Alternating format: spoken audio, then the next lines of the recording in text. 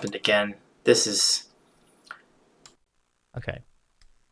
Now, I think you can, if you're listening on the podcast, you hear us, but for those of you on Twitch, let me reintroduce myself. My name is Dave Medina.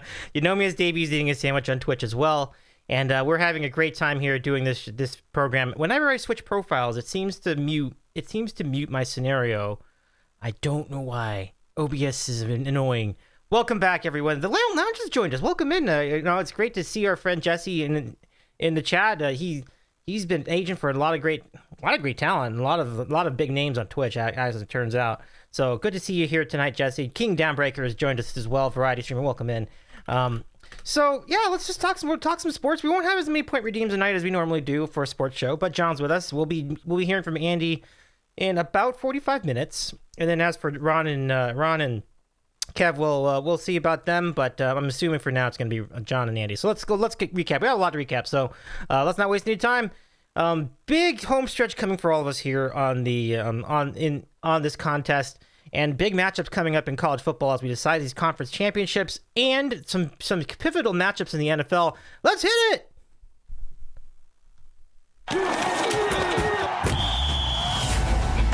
All right, football picks week 14.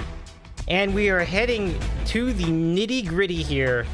Really good week for Ron and Andy on last week. Doing picks against the spread. Ron went 3-1 for the week over Turkey weekend. And Andy was not far behind. He's tied with Ron at 3-1 as well. John was 2-2. And Dave's, a.k.a. Davey, 2-2 as well. Kevin was 1-3 for week number 13 in all the sports. Tim is here too. Welcome in, Tim. How you doing? Here I was thinking it was my dumb internet connection over the Atlantic Ocean. Welcome in. I hope you're doing well as you're doing your next work trip scenario. So here are the standings after several weeks, and yeah, I've got to figure out that OBS thing. This is happening a lot. But anyway, the standings. We have John at the top at 24, 21, and 1. Ron has in fact joined us. Great. All right. Dave is at 23 and 23. Andy's 22 and 24. Ron is at 19, 26 and 1, and Kevin is in last place at 17 and 29. So we're gonna introduce some folks back to the program here. It's been a bit. First, let's say hi to our good friend John in Connecticut. Welcome in, my friend. John, it's been a bit. How was your Thanksgiving weekend? How are you tonight? Actually, not too great, Dave. I had the vid last week and kind of still have the vid at the moment. So okay. It is what it is. Nothing, nothing serious, but okay. Yeah, it kind of puts a damper on Thanksgiving. I hear you. But I certainly got to watch a lot of sports stuck at home all by myself. So I guess that was one slight positive. You had all the football, you had the World Cup, there's college basketball. The old FanDuel account was certainly worn out over the last week or so. So you can tell my voice isn't quite back to what it usually is, but I'm obviously well enough here to be back and glad to be back to talk some football. So we're glad to have you back. I'm sorry you had the vid. Feel better. It is what it is. Yeah, for sure. It's been going around, unfortunately. So folks, I can't believe it, but our friend Ron has joined us on the program. It's so good to have you back, Ron. How are you tonight? Hopefully doing all right. I'm good, Dave. Thanks. All right. It's good to be. Been a long time, but yeah, it's like riding a bike. You never forget. A lot of things have happened in the last 3 weeks since we last did our show, or at least the sports show. And it's been an incredible week. And let's shout out to our friend Tim from the Brookstone Bards too. So we'll shout out the Bards in the chat too. Really, thank you so much for joining us tonight. We're going to get into a lot of fun things tonight. We're going to talk college football to start. But stay with us because we will get extensively into NFL coverage in a few minutes as well. So I don't want to waste too much more time as far as what happened with college football last weekend. It was a firecracker of a weekend. I mean, John, if we'll go back to you for a minute and just some big upsets. I mean, South Carolina beating Clemson, and then Oregon State rising in the fourth quarter when it looked like they were dead. I couldn't believe they came back there to beat Oregon in the Civil War game. I don't even know if they call it that anymore, but I assume that they do. John, let's get your recap of last week's college action. I mean, honestly, just so much to unpack. I mean, USC with a nice win over Notre Dame too. I mean, there's a lot going on in college. Yeah, what a wild week. I mean, rivalry week certainly lived up to its name. Yeah, that Oregon State game, I seriously still can't believe they came back to win that game. They were down 31-10 late in the third quarter. Their quarterback, their lawn chair quarterback, completed 6 passes the entire game, and they came back and won and beat Oregon. Obviously, it was a combination of a lot of things. I mean, Dan Lanning continues just to make boneheaded decisions about when to go for it and when to not go for it. You saw it in the Washington game a few weeks ago. You saw it again in this game when he goes through a 4th and 1 on his own territory, which sets up Oregon State touchdown. You know, Bo Nix was not 100% either, and they're like running read option with him, which is, you know, completely ridiculous. And then the dude drops a punt on his 5-yard line, and that sets up another Oregon State touchdown, and just a tremendous comeback.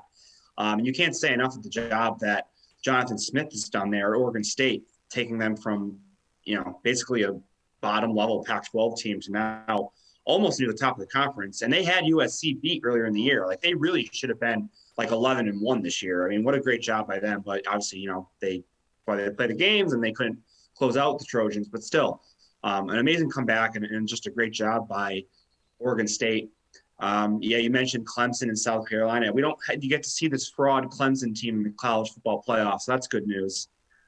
Just, you know, the ACC might be like the worst Power 5 conference that we've ever seen. Just horrific from top to bottom. And, you know, Clemson was exposed at Notre Dame, exposed against South Carolina.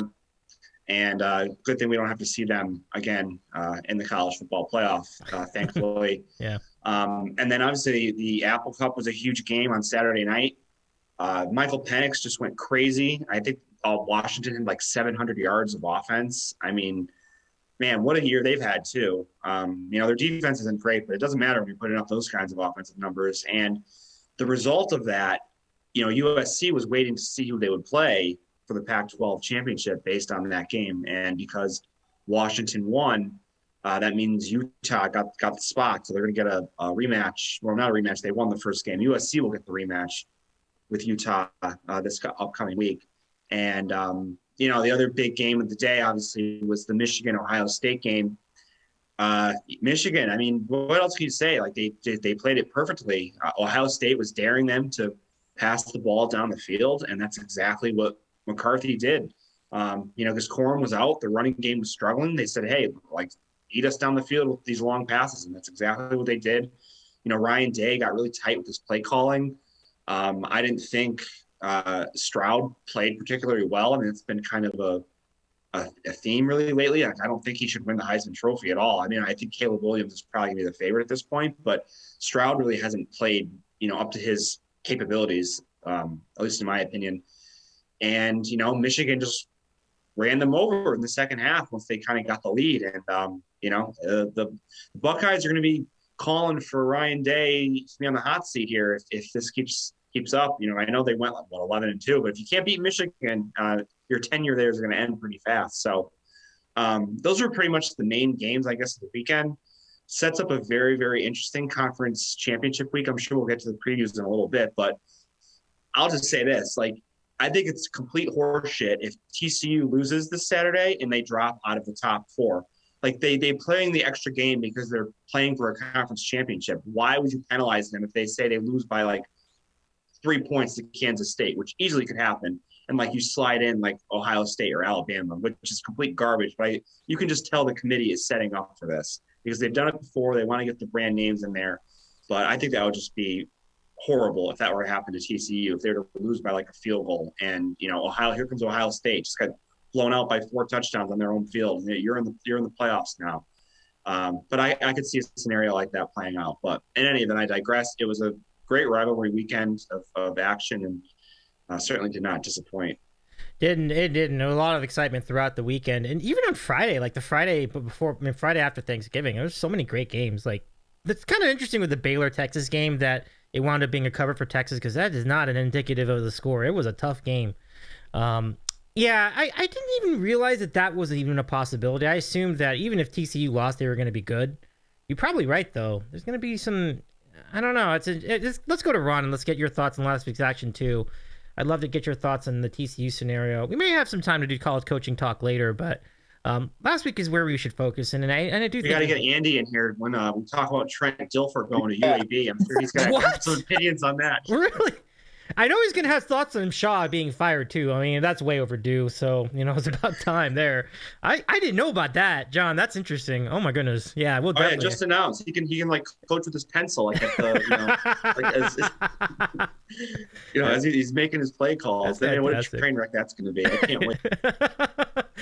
Yeah. So I mentioned to Andy today. I give it like 3 or 4 games next year before he gets into a fight or hits a player on the sidelines. They probably have to fire him. What a just an idiotic move by UAB. Yeah, absolutely. All right, Ron, let's get your thoughts on what happened last week. I mean, lots to cover. It's a very exciting week. Yeah, I mean, John nailed everything. It was a good rivalry week, good end of the college football season. Definitely. Obviously, the biggest game was Michigan-Ohio State, and John nailed it. I mean, Michigan just ran over them, and I think that's like the biggest difference in the past 2 years with the Michigan program is they kind of stopped trying to be like those high-powered run and gun offenses and keep up with the Ohio States of the world, and they got back to like just running people over. And I mean, even, in my opinion, JJ McCarthy, like this year, is light years more talented than Cade McNamara was last year. But they don't make them do too much because they run the ball so well. So, they've gotten back to like true Big Ten football. You just, ground and pound, you beat people up on defense. And Ohio State hasn't been able to answer that the past couple seasons. So I agree. Like this happens again next year, or Ohio State misses the playoffs next year. You're gonna hear people calling for Ryan Day's head and trying to get Urban Meyer back in there or something. But that to me, that was the biggest game. USC, I was paying attention to them. You see if they could take care of business. And like John mentioned, they did, and Caleb Williams has to be considered the favorite for the Heisman now. It's pretty wide open up until really like the last 2 or 3 weeks, and guys kind of knocked themselves out of the running by default. With Hooker getting hurt, Stroud is just really struggled like the past 2, even against Maryland. Like he had an awful first half. Like Maryland was really in that game 2 weeks ago and could have easily won. So he's really like played himself out of consideration. And Caleb Williams has kind of, raised himself up and put himself as the front runner. And you saw that against Notre Dame. USC looks good, man. They really do. And I was watching the TCU Iowa State game, and it just goes to show how good TCU's been this year, because they've been getting a lot of criticism too for starting off slow in the games. And they heard that. They must have heard that. They came out against Iowa State and just beat the crap out of them the first half. And they're a legit good team. Max Duggan is perfect for that offense. And so I agree with John. Like if they play Kansas State, and Kansas State's a good team. We know Kansas State's a good team. They can play with anybody. You're telling me on a neutral field that they lose to Kansas State and they get knocked out of the playoff race for, whoever it is, Ohio State, Alabama, whoever the committee decides to put in. I think it'll be a travesty. I mean, they should have a locked in position right now, regardless of the. But like John said, we know the committee's kind of sowed the seeds of doubt there, and that they're chomping at the bit to put in, one of those power, the legacy teams that we see every year, the Ohio States, the Alabamas.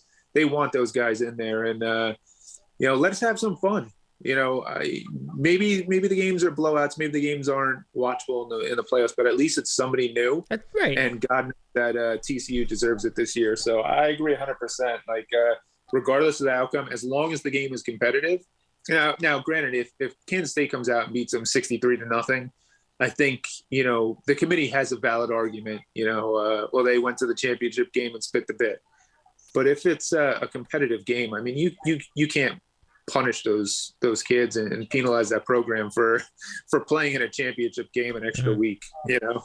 Yeah, the thing about it is that I have not been impressed by TCU most of the season. I really felt like they got a lot of breaks. I didn't think they were that good. But having said that, if they win the Big 12, or even if they lose by, like you said, if they lose by 4 points, like, you can't take them out just from that. Like, I thought they were hidden. I didn't even think that this was even a conversation. But John's read of it is perfect. I think it's true. Like, the committee will give anything for them to slip so they can just have an excuse to put in Alabama. I'm sorry, and nothing personal, Andy, but who needs them back in the playoff right now? Like, nobody. We've seen plenty of Alabama, right? So, like, I mean, they just lost to. I mean, give Brian Kelly credit for a great season for his first year, but they lost to LSU, who just lost to a complete corpse of a Texas A&M team that struggled against UMass the week before. Like, this is not the same Bama team of the last few years. I mean, they shouldn't be anywhere near the playoffs. Same with honestly, Dave. If USC loses by 3 points, they should still be in as number 4. Like, they shouldn't. They should be quality. The top 4 should be set right now. There should be no debate for anyone falling out. Unless I agree. If it's like 63-0, like, okay, the optics of that just aren't going to look good. But if all these games are competitive, like, I don't see any reason why you should take out any of the top 4 at this point, in my opinion, anyway. Yeah, I agree. When you have the top 4 that's cemented themselves at this point in the season, I mean, obviously, if you have 7-8 teams who are one-loss teams and it's basically the championship games that are playoff. I get that, but you have 4 cemented teams that deserve to go. I think it's if one of them loses and loses a spot, I think it's a really bad look for college football. I completely agree with all that, Ron. That's really well said, and we'll see, and we'll see it play out. In that, when you think of it in that context, I want TCU to win now. Like, I was kind of looking forward to seeing them kind of slip here, but if it means that, I don't want them to lose that game. Win the game. Let's have a good playoff. I would love the fresh blood there. So, with that in mind, folks, big time props to Washington. They had a nice year. Our friend, the Leon Lounge, Jesse is a UW alum, so big year for Washington. So that's really cool to see. All right, so let's go look at the conference championships first, because I know we'll have Andy coming to us later, and then we'll get his picks once he's here. But the conference championships, there are 10 of them for the Group of 5 and the Power 5. They start on Friday, and what a collection of games! Like, this is, people were, I think it was Coach who was saying, like, oh, this isn't such a big, this is a meaningless conference championship weekend. Well, now that we know the scenario with TCU, I'm not really sure. And then there's also some juice for the USC scenario, because clearly, if they lose, even though if they were to lose by 4, they probably should make it anyway. But it still has to be treated like it's like a mini playoff game. So Utah versus USC is going to want to get that one back after they lost in a close one to Utah the first time in Salt Lake City. So that's on Friday. Conference game could be pretty good too, actually. The last time that North Texas played UTSA was a 4-point, I believe it was a 4-point game. So this could be another barn burner between the two teams. And UTSA has been we've been big UTSA supporters over here on the Sandwich Sports Show. Big 12, again, we talked about it. That's leading off the day. The MAC championship with Toledo versus Ohio. The problem with Ohio is that their quarterback is out for the season. That stinks. That would have been a great game if Ohio was healthy all the way. Sunbelt, I have nothing to say about Sunbelt. John, I'll give that to you. SEC, LSU versus Georgia. Well, we said so much about both teams already at this point. AAC, this could be a good game too, actually. UCF Tulane, that'd be really fun. Fresno State versus Boise State represents the Mountain West. That's coming at 4 o'clock Eastern. Big Ten is Purdue versus Michigan. Literally nothing I have to add on that. Michigan will take care of business like they did with Iowa. I don't really see anything. I don't really see it being close, honestly. And then the ACC, again, as all of you have been saying, this is, why are both teams ranked? I guess is my question at this Like Clemson ranked number 9. I feel like that's generous. And North Carolina ranked number 23. Same scenario. They just lost to NC State last weekend in like double overtime. Like, really? Like, I don't know about that. John, let's go to you first and look at your thoughts on conference championship weekend. I mean, there's a lot to unpack. Let's see what you got. Do you want me to like just go game by game or just overall thoughts? What are you looking for here? Yeah, just give me overall thoughts. That's fine. Because there's definitely, I don't know if we have enough time to go game by game, but definitely I'll just give you some quick thoughts. Okay. I mean, I'm pumped for the group of 5 ones more so than the Power 5. Obviously, we talked about the juice with, the TCU, Kansas State, and Utah USC games could potentially lead those respective teams to fall out of the playoff if they were to lose. So obviously, those are the games that you want to keep your eye on. You got to figure USC is going to want to avenge that loss to Utah and Salt Lake City. I think obviously that's a really tough place to play. So getting a neutral site is going to help them. The Utah defense has not really been quite up to par of what they have been in previous years this year. So I think Caleb Williams on offense is just going to keep doing what they've been doing and score a lot of points. Now, granted, their defense isn't very good, but I just saw the Utah running back, Tavian Thomas, like he already just like quit the team and went into the transfer portal. So he's not going to be there. So I don't know. I kind of like you. I think USC is probably going to get the job done here. I would, that's will be my prediction or lean for that game. The TCU and Kansas State game really could go either way. I mean, Kansas State is a tough team. I mean, if you remember when these two teams played earlier in the year, Kansas State was up 28-10 or 30-10 or something like that. And they lost like their three quarterbacks in the game. Martinez got hurt, Will Howard got hurt, and then I think their third string quarterback got hurt. So they were, they couldn't do anything after that. And TCU came back to win. So this is going to be a really good game. I wouldn't be surprised at all if Kansas State won again by a very, very close margin. The spread's only TCU -2.5. So it's kind of telling you something. And I just hope if that happens, like I said, that TCU still gets the chance to play in the national championship or for the college football playoff. But, we know the committee has other ideas. The other Power 5 games, I mean, who cares? I mean, Michigan's going to destroy Purdue and Clemson, UNC. It could be a fun game in terms of like points. Like bet the over on that one. Like I don't think either team is going to get a stop in that game. So maybe bet the over if you want to see a lot of points. But yeah, it doesn't mean anything. And like, why is Clemson ranked 10th? But that just makes absolutely no sense to me how they're still number 10. But alas, that's what the committee does. But yeah, the group of 5 action is where it's at. The UTSA North Texas game, again, that should be pretty high scoring. Those Conference USA games tend to be that way. I mean, we love this UTSA program. Frank Harris and all his receivers have been putting up another huge season. And even North Texas, I mean, their offense is fantastic with, they have a stable of running backs. Austin Aune, he's in his 8th year basically playing for North Texas. So should be a lot of points in that one. I think the spread is 7 or 8 for UTSA. I mean, I don't know. That's right on the edge of what I might want to lay in that game. I mean, I don't know. That's tough. I'll have to think about that one. Toledo, Ohio will be in one of my picks, so we'll save my thoughts on that. The AAC, this is going to be a fantastic game. UCF and Tulane, they just played a few weeks ago, and UCF won at New Orleans against Tulane. But I think it's going to be different this time. I think Tulane's going to get them. John Reese Plumlee, UCF's quarterback, is not 100%. He's got a hamstring issue. And if you've watched UCF, he's basically their entire offense when they're doing their read option plays. He's a really dynamic runner. And if they don't have that element, he left the game last weekend against South Florida and they were ahead 28-0 in the first quarter and they blew the lead. They ended up coming back to win at the end of the game. It was just some crazy catches, but I don't see them beating Tulane if he's not playing or not 100%. I think Tulane, now that they've retained Willie Fritz, who was flirting with the Georgia Tech job, and he's staying at Tulane. So I think he's, that kind of weight is off their shoulders, and I think they'll have no problems, moving the ball on this UCF defense. They need to get a good game script. They need to get their running back, Tajay Spears. They need to get him involved because the last time they played, UCF got ahead early and they weren't able to establish the run. And that guy is just an explosive player. So you got to get him some touches and let their defense just do their thing. Their secondary is fantastic. So I like Tulane to win that one. Boise State and Fresno. That's a very competitive game.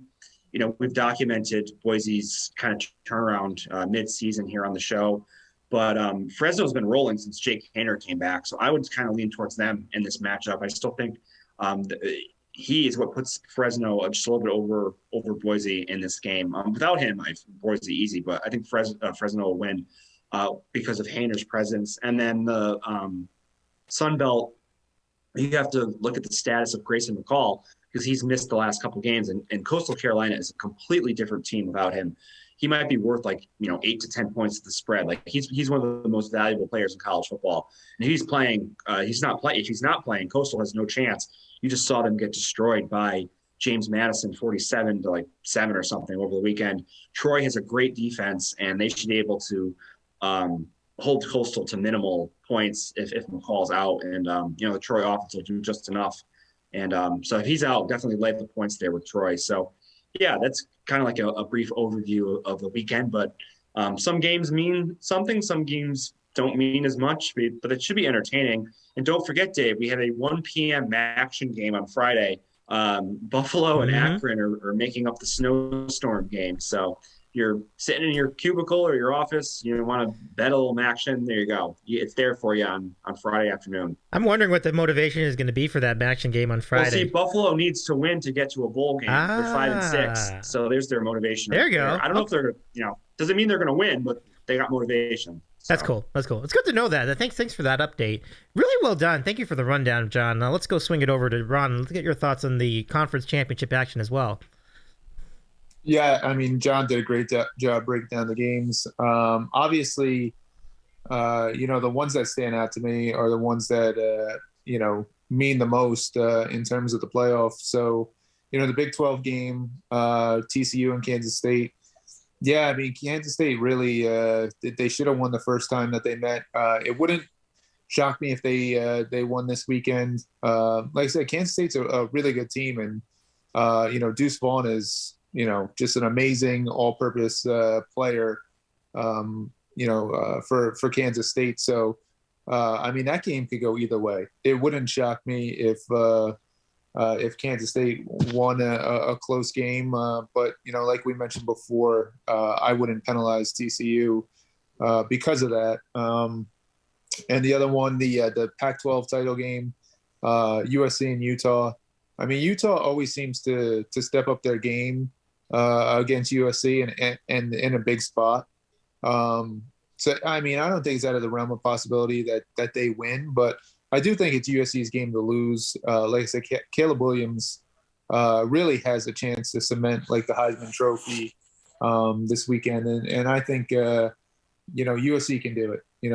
They've gotten better as the years gone on. So I look for them to win that, and they'll be playing in the playoff. I think for the first time since the 14 playoff era. So that's right. Mm-hmm. Yeah, something to look forward to. Hopefully.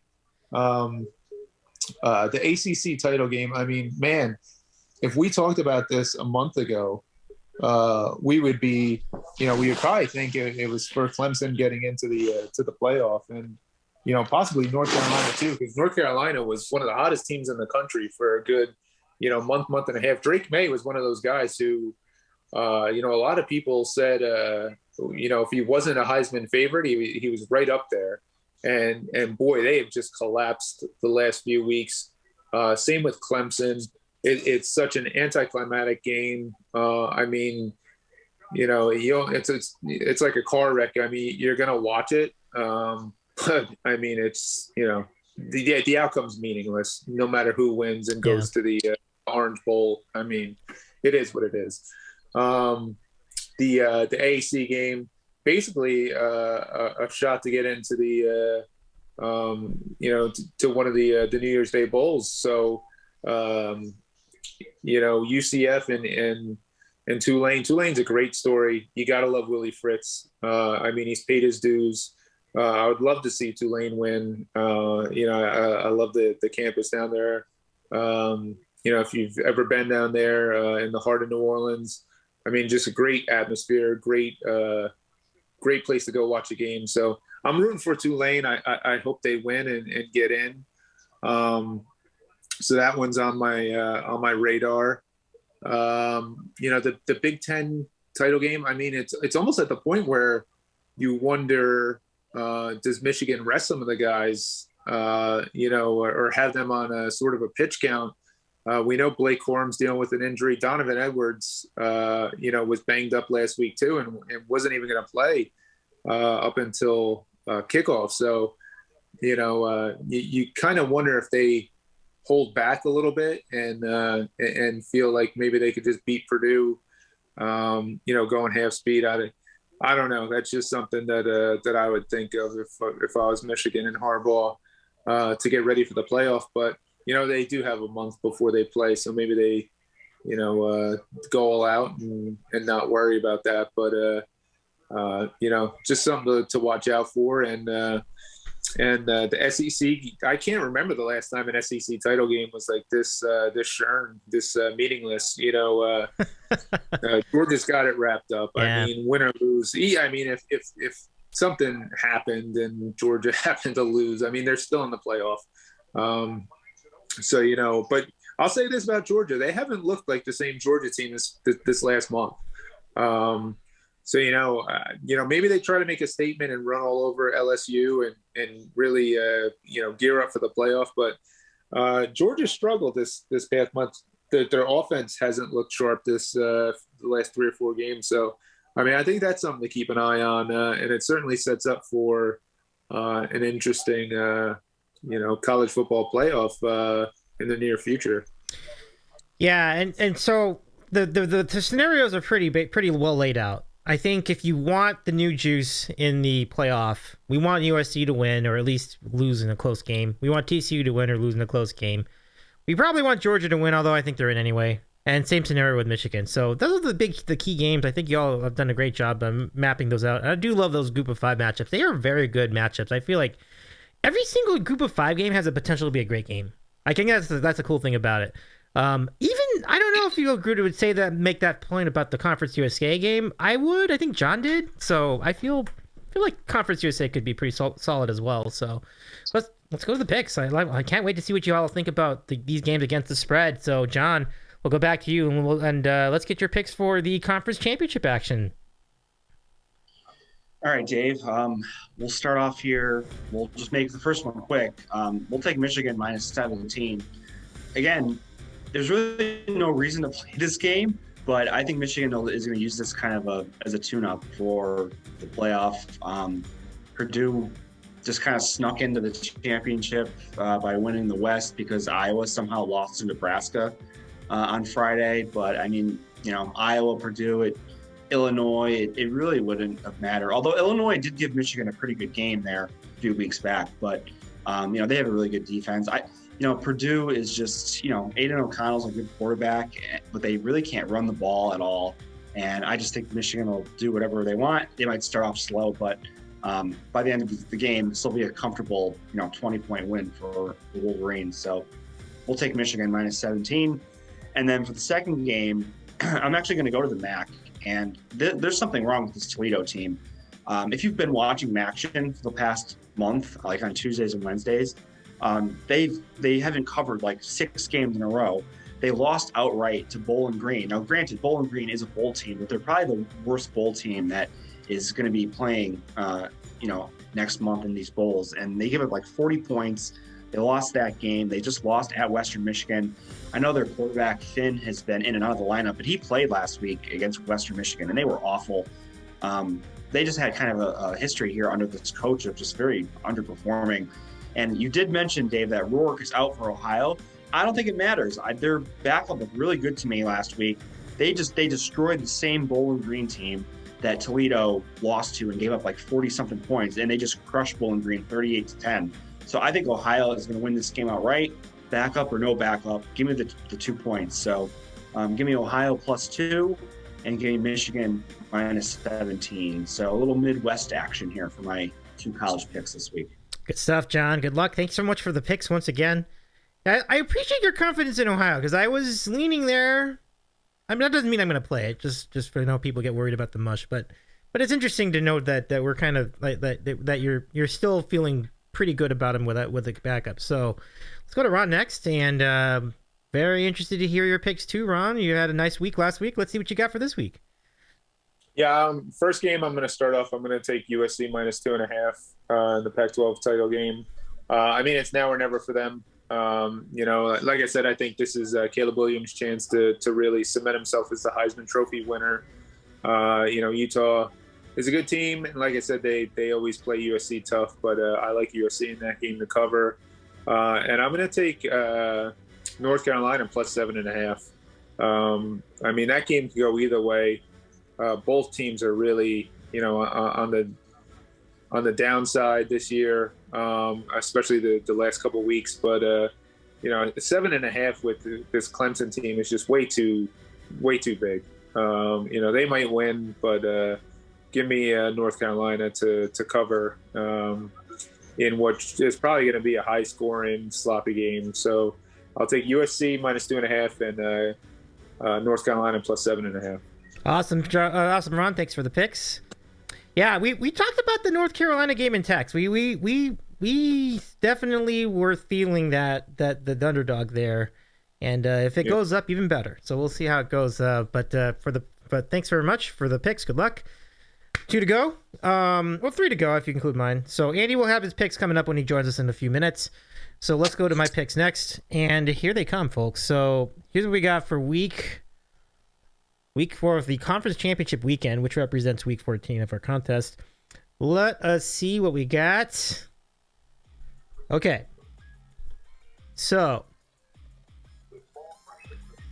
first of all, I feel like the picks so far have been pretty solid. Like, I feel like my leans are very similar.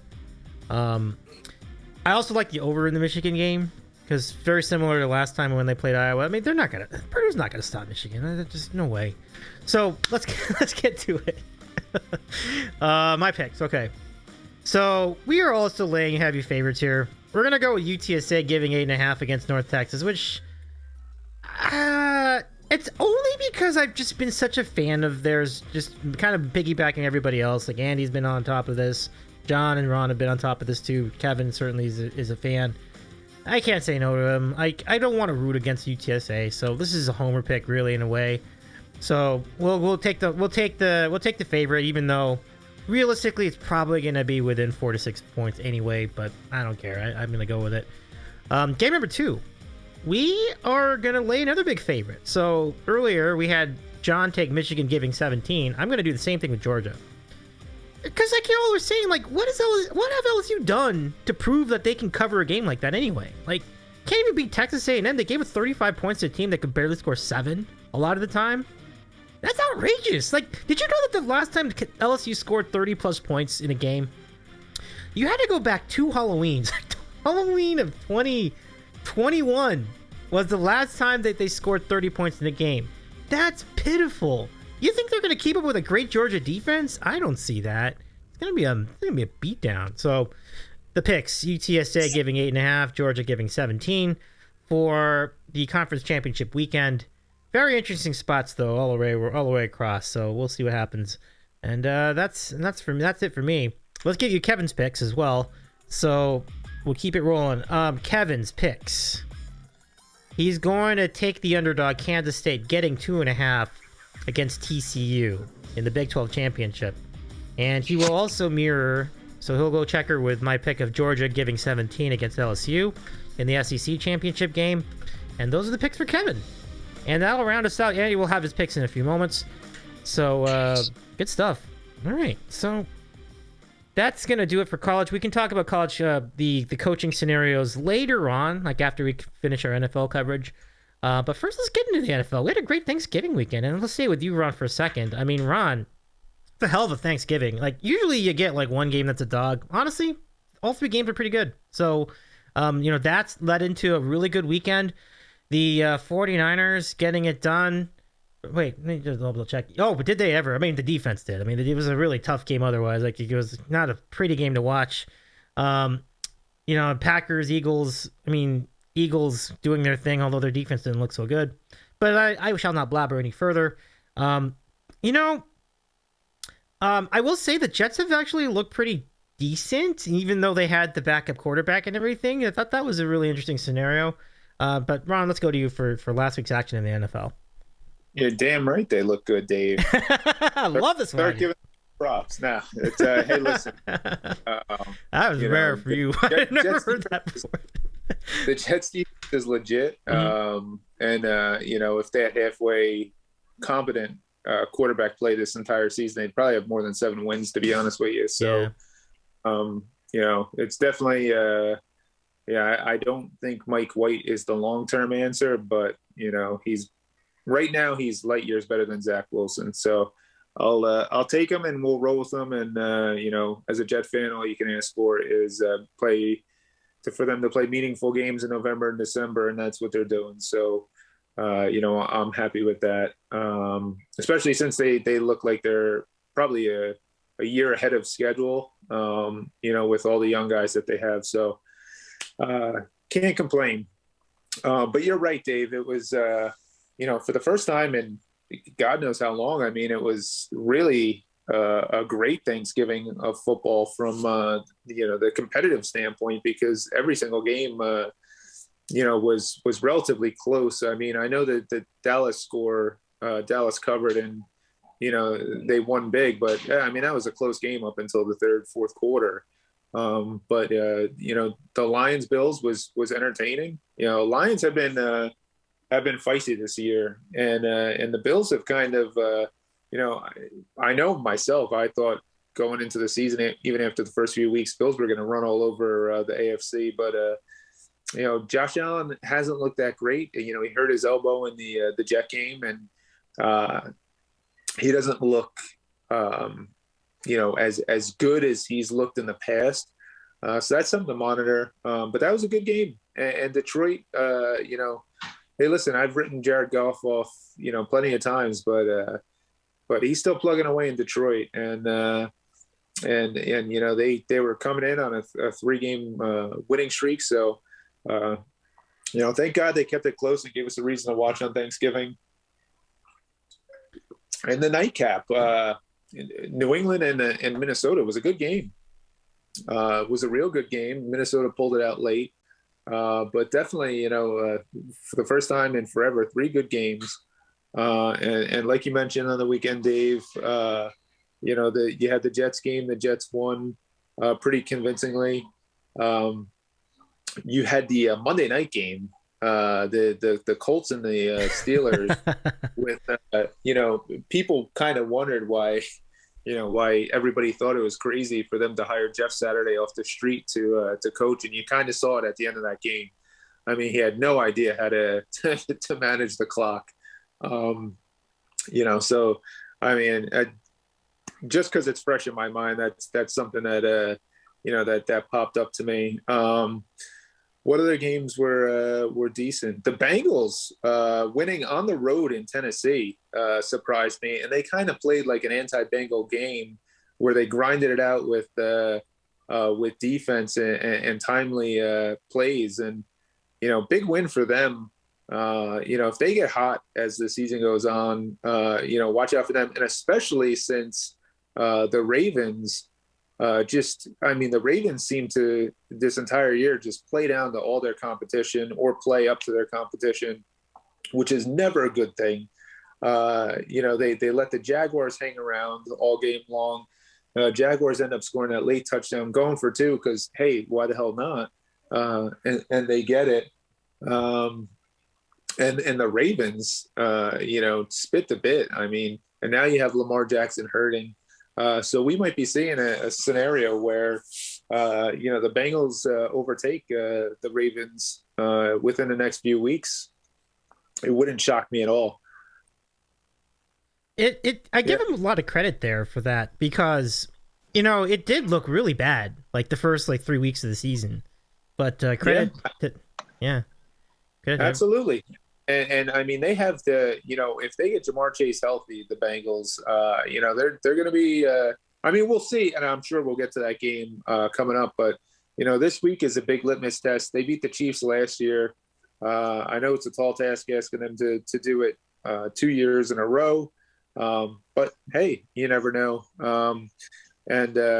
The Chargers, congrats to Yachts. A couple of games actually, with great finishes. The Chargers, beating the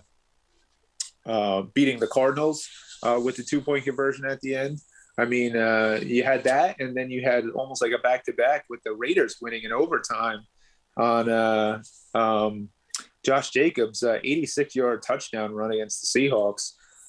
So yeah, starting from Thanksgiving, Monday night we can forget because that was That's fair. That's fair. Two bad teams. I'm happy about the win though. That was a nice win for the Steelers. But and listen, the Steelers, we know their season is dead, but I think at this point all you hope for is that Kenny Pickett shows that he has some juice and can give you something there. So I think you saw that on Monday, probably for the first time this year. So if they build on that, I mean, the season will be a success in my opinion, even though they don't make the playoffs, if they convince themselves that they have a quarterback for the future.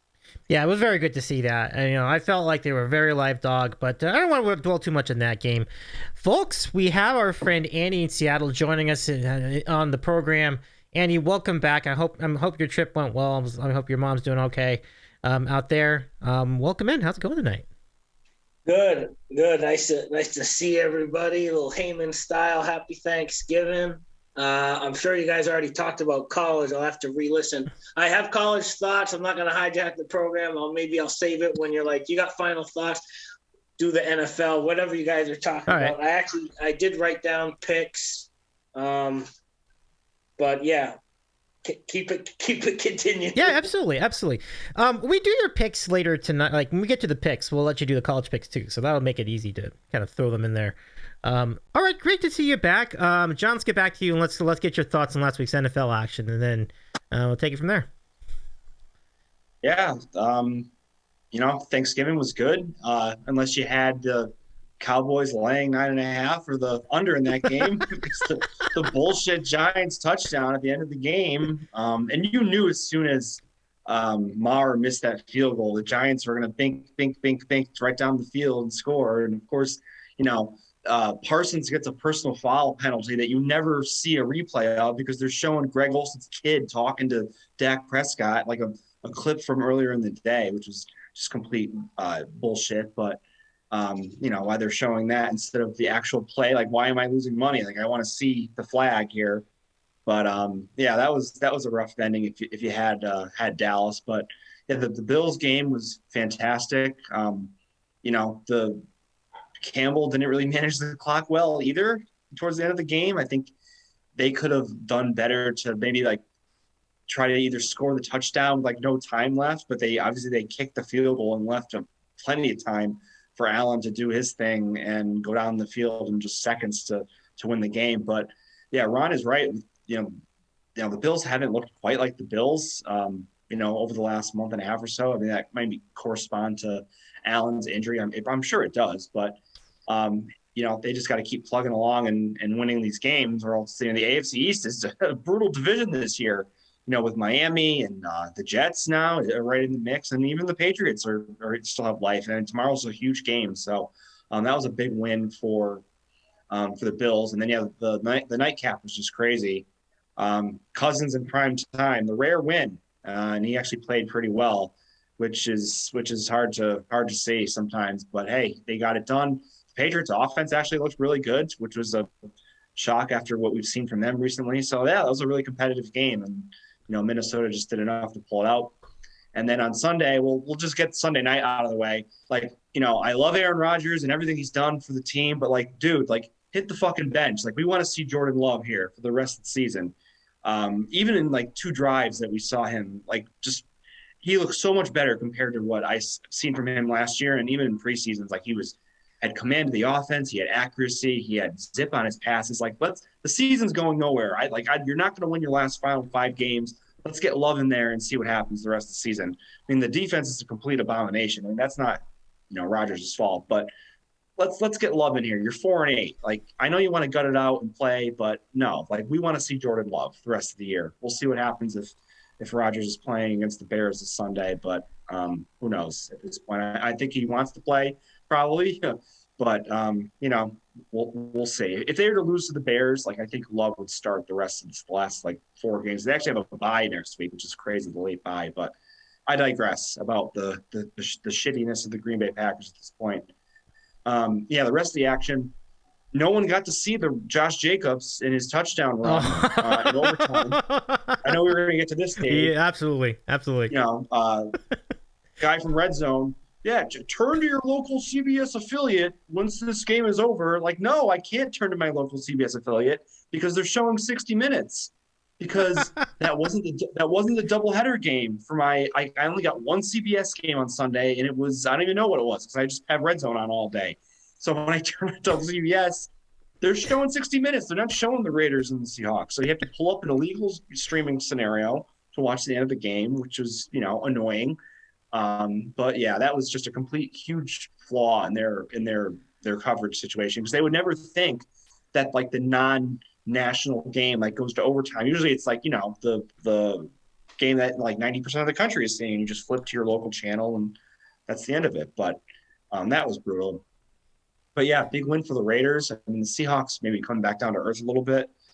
That was just kind of the game. Like, it just looked too easy, so you just kind of bet the other way. That was my only logic. It's like, all right, everyone is going to take the Seahawks here minus the 3.5. Maybe the Raiders can play, a close game. But and then the Chargers going for 2 at the end of the game, that screwed a lot of people, hoping for an overtime scenario for sure. So that was rough. That's why you can never count on the Chargers like giving 1, 2, or 3 points, because Staley is always going to do something just completely bizarre. Just fuck it up, and that's what he does. Yep. And that's what happened in this situation. In the early window there on Sunday, still annoyed that the Falcons didn't win that game. Like, you're right down on the goal line with like a minute left, and you were gashing them on the run. And of course, let's get down to the 5-yard line and put the ball in Marcus Mariota's hands. Like, that's a real fucking brilliant idea. And they could have easily scored with Patterson and Algier and Huntley. They were just gashing them on the ground. Let's throw a pass when the windows are tightened on the field. That was great. But Washington continues their winning streak. So good job out of them. Clearly Carson Wentz was like the cancer on that team, because ever since Heineke got in there, like, they've just taken off. Let me try to think of what other early games there were. Yeah, the Jets just killed the Bears. That was almost too easy once Zach Wilson is not playing anymore, and you had the whole Fields out, Simeon in, Simeon out, Peterman in, Peterman out, Simeon in, that whole rendezvous. Whoever was playing quarterback there for the Bears, it wasn't going to go well. That's pretty much all I have to think of off the top of my head. I can't remember there was. You were right about the Ravens. Just, what are they doing? Like, you're up 20 to 19 in the fourth, or they just keep blowing these games against the Jags, and just, I don't know. I'm with you on the Bengals charging hard here. I think they're in a good position at this point. But yeah, it was an exciting weekend of games, and we have a great schedule this weekend for sure. For the first time in a while, we had some great NFL games, so love to see that. Yeah, absolutely. I mean, I can't wait to get into that in just a moment. But really great sentiments all the way around. Let's go back to Ron. Let's get your thoughts on. No, I think we did get your thoughts on last week's action, didn't we? We talked about the Jets. Yeah. Yep. All right, let's swing it to Andy. Andy, your thoughts on last week's Turkey weekend action? Yeah, Turkey Day. I was I got the Lions game right. That might have been one of my picks, if I'm not mistaken. I think it was, but I listening to Nance on the plane is extra Nance. When he jinxes the kicker, it's even extra funny. It's got like a little Nance twist to it. But that, the lovable Lions, I think Dan Campbell kind of screwed up the end of the first half with the clock management. I don't know if it would have made a difference. I mean, listen, the Lions covered 9.5. That's all that really matters to me. But yeah, the Bills definitely are not clicking on the cylinders that they were firing on in the beginning of the year. So we'll see if that has any bearing on the Patriot game tomorrow. I was lucky with Dan Jones and the Giants in the second game. I actually didn't get to watch that game because I was eating and I didn't want to be rude, but I was kind of looking at my phone here and there and Twitter. And then the Thursday night game, I I took the Pats like a homer, and then after losing on that, I lost way too much money on college basketball. We won't talk about that. But the Minnesota game, like, that was wild because the Hunter Henry catch, no catch was very confounding.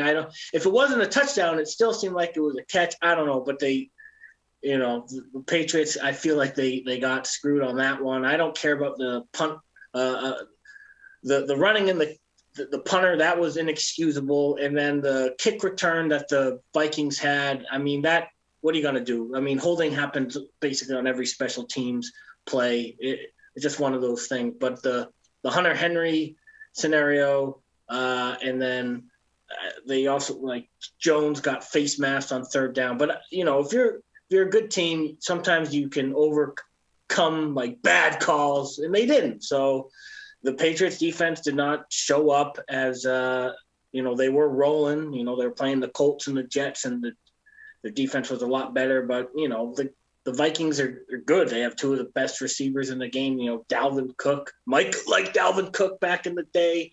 Kirk Cousins won a primetime game. It all screwed up. It all screwed up because the week before I took the Vikings, being like, I'll take them this Sunday because they'll lose the primetime game, and it didn't work out. But because the Vikings got killed by Dallas like 4 days prior. But it was a good Thanksgiving night game. I mean, all three of those Thanksgiving games were really good. You really can't ask for a better slate on Turkey Day. Now, Sunday afternoon, I guess I was bitching to John about how fraudulent the Titans were. And he was like, yeah, the line looks trappy if you take the Titans. Like, no Mixon, no Chase. Why are the Bengals giving one at Tennessee? Well, now we know why. Every time you think, like, you want to put some faith and trust in Tannehill, that game happens. And it wasn't Tannehill's fault, I don't think. The kicker missed a field goal before halftime, and they just couldn't stop the Bengals. The Bengals, they were very complimentary on both sides of the ball. No one really, not like Burrow went off, but they did just enough, and they kept Derrick Henry in check, and it was just it did not feel good. It did not feel good holding a Titans ticket from the get-go.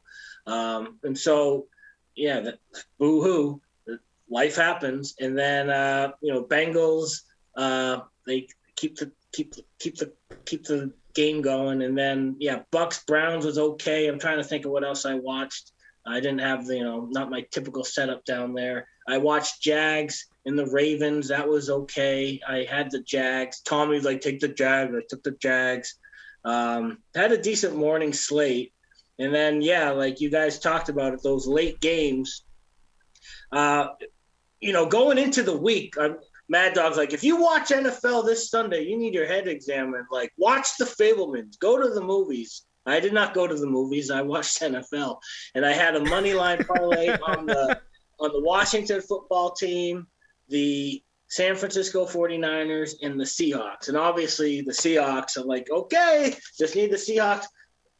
Andy Dalton is not winning in San Francisco, and he didn't. Like, let's get the Seahawks, let that ship come in. And obviously the ship did not come in, even though first play of the game was a Derek Carr interception. Yeah, like, you guys nailed it. Like, the Raiders were a pesky matchup for the Seahawks. There was no defense whatsoever. Geno fumbled. Geno threw interceptions. Josh Jacobs went off.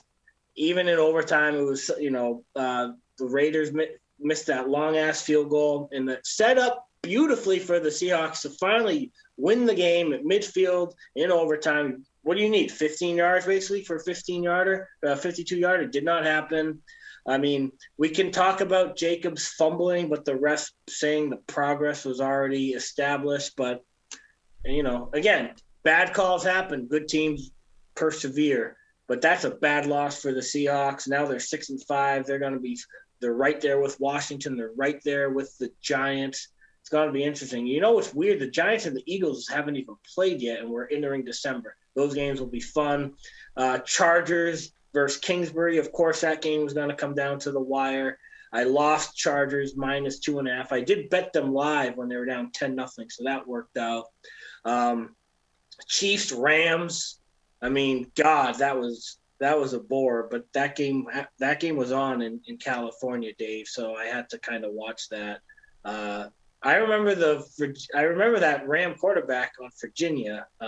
My goodness, they are in dire straits. I think I don't know. We'll talk about next week when we get there. But yeah, it was a much more entertaining 4 p.m. window than what you would have thought going into the 4 p.m. window. Sometimes that happens, maybe more than often. And then, yeah, I took the Eagles on Sunday night, and I wish I bet the Packers live when it was 13-0, but I didn't. And then, yeah, I was a fool, and I took the Colts -2.5 on Monday. But it's crazy. There's how the college football season is over for the most part, and then we still have 6 more games in the NFL because of the extra week, and it's a great time of year. We'll preview it, but Miami San Francisco is a fucking sexy game. Yeah, if you don't get horned up for Dolphins Shanahan, you need get the Ronin. Right, you know what I mean, but something's wrong with you if you can't get into Dolphins 49ers this weekend. Well, let's get into it, folks. I mean, we have the 4 p.m. slate coming up this weekend in the NFL is absolutely fantastic. Let's take a look. We have many games to talk about here. We'll get in. Whoa, not that one. I'm actually counting the Bills Patriots as one of them. I don't know if you all would agree with that. But here's the thing I would say about this game, and maybe it's part of picks too, so I'll get into it later. But it does seem like this could be a sneaky good game because as we were talking about, the Patriots' offenses look better. Jets, Vikings. I mean, technically speaking, they both are above 500, so I think this could be a pretty solid game too. Titans, Eagles. I'll have thoughts on that later. And then we talked about the game Andy mentioned. There's some bad blood between Raheem Mostert, who used to be a running back for the 49ers. He's now with the Dolphins, and he's been hurt. Which my 49er friends say that's par for the course for him. Chiefs Bengals could be amazing. Rematch of the AFC Championship game from last year, if I remember correctly.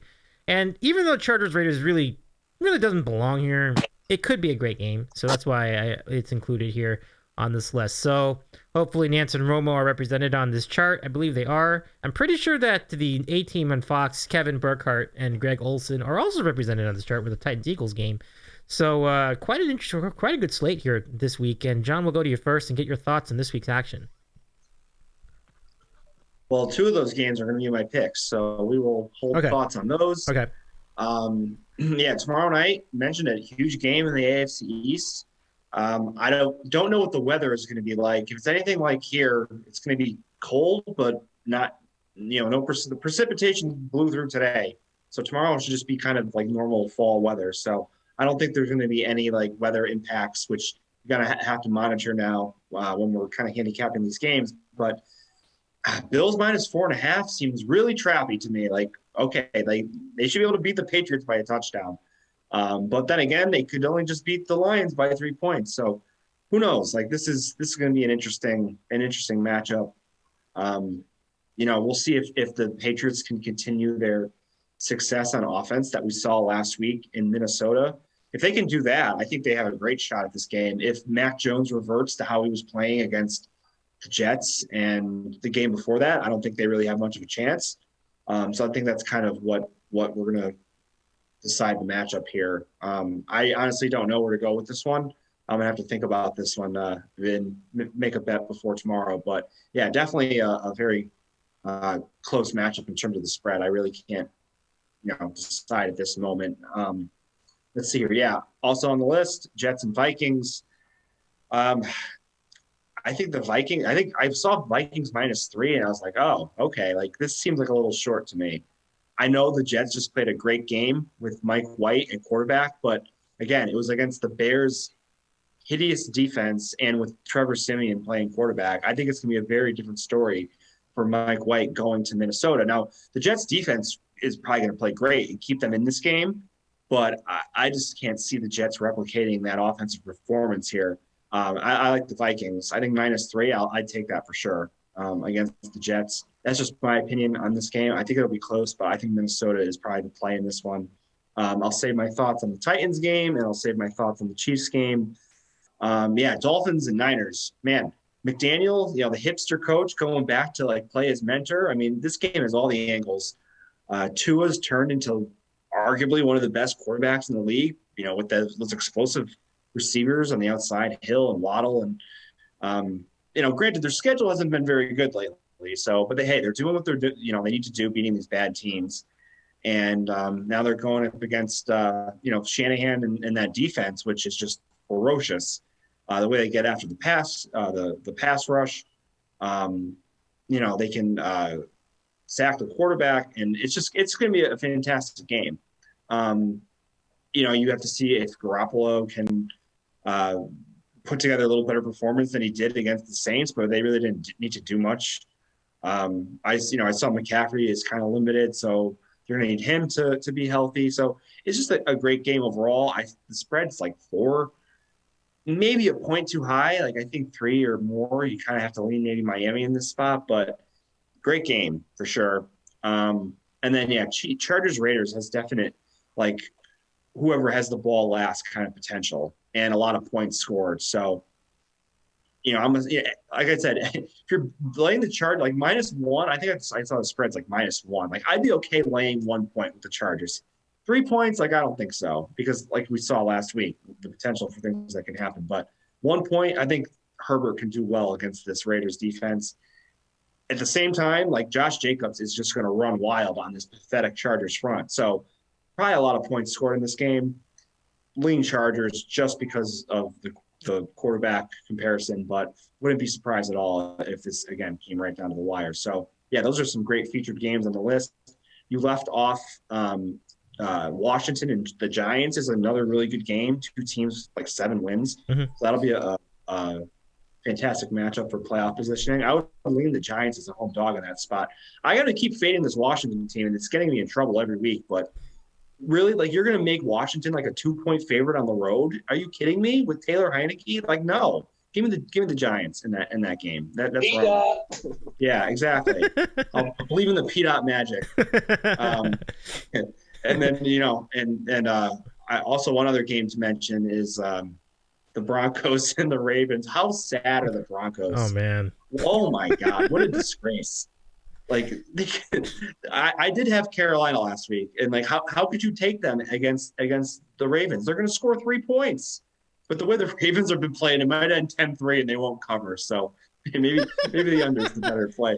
But seriously, I could see that happening. But they're not going to score. It's really sad. Like I don't know how Hackett still has a job, but hey, that's the NFL for you. I mean, he's only about like 3 months into his career with the Broncos, but. Man, I don't know if there ever was a case to can a coach after 1 season. This guy right here, I think you have a point. You have a point. He's been terrible. I can't believe it. Like, and we have a lot of bad coaches in the NFL, and like to really stand out like that, you got to be bad. Dude is seriously. Lovie Smith for the corpse of the Texans is probably better than Hackett as a coach at the moment, and that's pretty sad to say. I 100% agree with that. All right, so let's go. But now let's see who we have next. Ron, let's get your thoughts on this week's action. So many good games to talk about here, and John's right about the Washington game too. That's another good one. So let's get your thoughts. Yeah, and what hasn't been mentioned yet might be the most might end up being the most talked about game going into the weekend. That's the Browns and Texans and the debut of Deshaun Watson, quarterback for the Browns, against his old team. So, I mean, I'm sure the NFL definitely, the NFL's not stupid. They've set it up this way, for him to come back against them. But they probably were hoping that the Texans were one of the teams were, in the playoff hunt. I mean, it's a shit game. But, all eyes will be on Deshaun Watson and, whatever happens there. But we'll move on from that. Almost every game this week is, a good game, or at least a watchable game on paper. I agree with John with the Jets and Vikings. Mike White is. I mean, last year we saw Mike White throw 3 or 4 touchdowns against the Bengals and throw for like 400 yards, and his jersey's actually in the Hall of Fame from that game. And then he came out the next 2 weeks and shit the bed. So do I have high hopes for him in Minnesota? No. But it'll be interesting to watch because you're going to see Justin Jefferson, who, in my opinion, is the best receiver in the league right now, go against Sauce Gardner, who has exceeded expectations. I mean, just the guy is a true lockdown corner, and they don't really make those guys anymore. So it'll be interesting to watch that game. And I'll try a reverse mush and say Vikings -3 easy, and hope that I'm wrong. But besides that, Eagles Titans, both teams, in playoff contention, leading their divisions, should be a good one. I don't know. Titans always seem to, like, when you count them out, and when you think that Tannehill is going to regress or Derrick Henry doesn't look right, I mean, they always seem to find a way to come back and win. And I know it's the Eagles. I think the line is 5. Wouldn't shock me if the Titans covered that if they won outright. But that'll be a good game to watch. The Chiefs and the Bengals, obviously, like I said last year, Bengals beat the Chiefs on the road, I think it was, in Kansas City. And now the Bengals this year at home. Big spot for the Bengals. This is a game to really cement their run and take over that AFC North. And Chiefs, yeah, like, I know Andy mentioned it. I mean, that Chiefs-Rams game last week was just dog shit. I had Mahomes in FanDuel, and I think they had the ball like 3 or 4 times in the second half inside the 10. Didn't do anything. It came away with all field goals. So I'm a little bitter about that. So Mahomes is great. Mm-hmm. But I do think some of the Chiefs and what they do is a little bit smoke and mirrors with that personnel that they have. I mean, you can go to Travis Kelce 50 times a game, but if somebody manages to cover him, I don't trust Smith-Schuster. Kadarius Toney got hurt after one game. Valdez-Scantling is, John knows all too well. He hangs on to about 1 out of every 4 or 5 passes. So it wouldn't shock me to see the Bengals win that game, and the Chiefs spit the bit there. But we'll see. Dolphins 49ers, definitely a big game. 49ers are a team where it seems like everybody's hurt every week, but they just keep rolling out guys. So we'll see. Dolphins are a good team. They might be the best team in the AFC East when all is said and done. But going across the country to play San Francisco, it's going to be a tough task for them. So that one will definitely be watchable. We get another. How come they didn't flex out the Colts and Cowboys on Sunday night? That's so disappointing. I can't watch Matt Ryan in prime time again. I really can't. That's ridiculous. And the Monday night game is Saints Buccaneers. It was crazy to say, but I mean, I think the Saints still have an outside shot at the NFC South just because how bad everybody else is. But I mean, talk about 2 just letdown games in prime time. But it should make for an interesting Sunday afternoon and later Sunday afternoon to, a lot of loaded up games. So it'll be fun to watch. I think the unique thing about this week is that the greatest games are in the late window. That doesn't always happen. Like, you usually get 1 great game in the late window, but you have 3, potentially 4, maybe even 5. Because I really there was like a couple weeks ago, might even have been a month ago. Time flies, but there was a late, a 4:00 slate of games where, I mean, there was maybe 2 or 3 games, and one of them was whatever game was on the national stage was just, semi decent. And I mean, it's very rare to get a loaded 4:00 slate. And I kind of like it, to be honest with you, Yeah. because usually it's the 4 o'clock games are like the wind down and the letdown. So this will be a good week of football. Yeah, and it's interesting. LA's got a very interesting situation right now. So one reason I have to go, I want to go to the sports bar this weekend is because in Los Angeles, you're going to be locked into the Rams and the Chargers. That's all you get. And so because Fox has the single header, so they get the Rams against they get the Rams against. Oh, Andy's familiar, but we got to catch, in order to catch anything else, you're going to have to either have, even Red Zone, I don't think is going to be able to like keep pace with all of this. Like there's so many late games. We'll see how it goes, but I definitely want to be at a bar so I can make sure I can see a good percentage of the Bengals game. That's going to be a great game. I also think, Andy, I think, and see if you agree with this, I think that the Rams could give the Seahawks a game here because the Rams have looked terrible. However, they've historically been very good against the Seahawks, and the Seahawks defense is crap. So it's like, I feel like that could be a good game too. So with that, let's get your thoughts on this week's action. Yeah, just echo what everyone else has said. So, can't eat on the air, but I just did. Michael just put a mic comment on that. Candy bar. But no, my buddy just texted me saying he just saw the Pats go down to +3.5. So maybe some Plodwick motherfucker just made a large wager on the Pats. But yeah, I don't know. I'll probably bet the Pats like a homer. The thing about Mac Jones, we talk about it on the board or whatever. Or like, if it's cold, if it's windy, he just doesn't look like he's got the makeup for like adverse weather conditions. And then obviously last week in the perfectly manicured dome indoors, like it was a track meet and he played really well. So that's something to keep an eye on. Like, remember that game last year in Buffalo?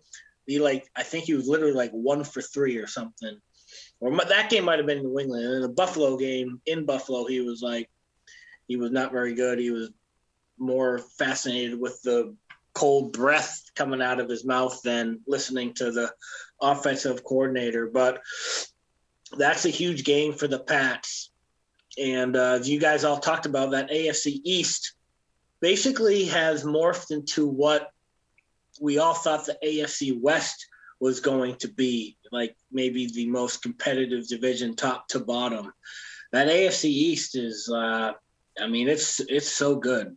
And I mean, when you got the Jets and the Pats being, more than frisky, that's a great division top to bottom.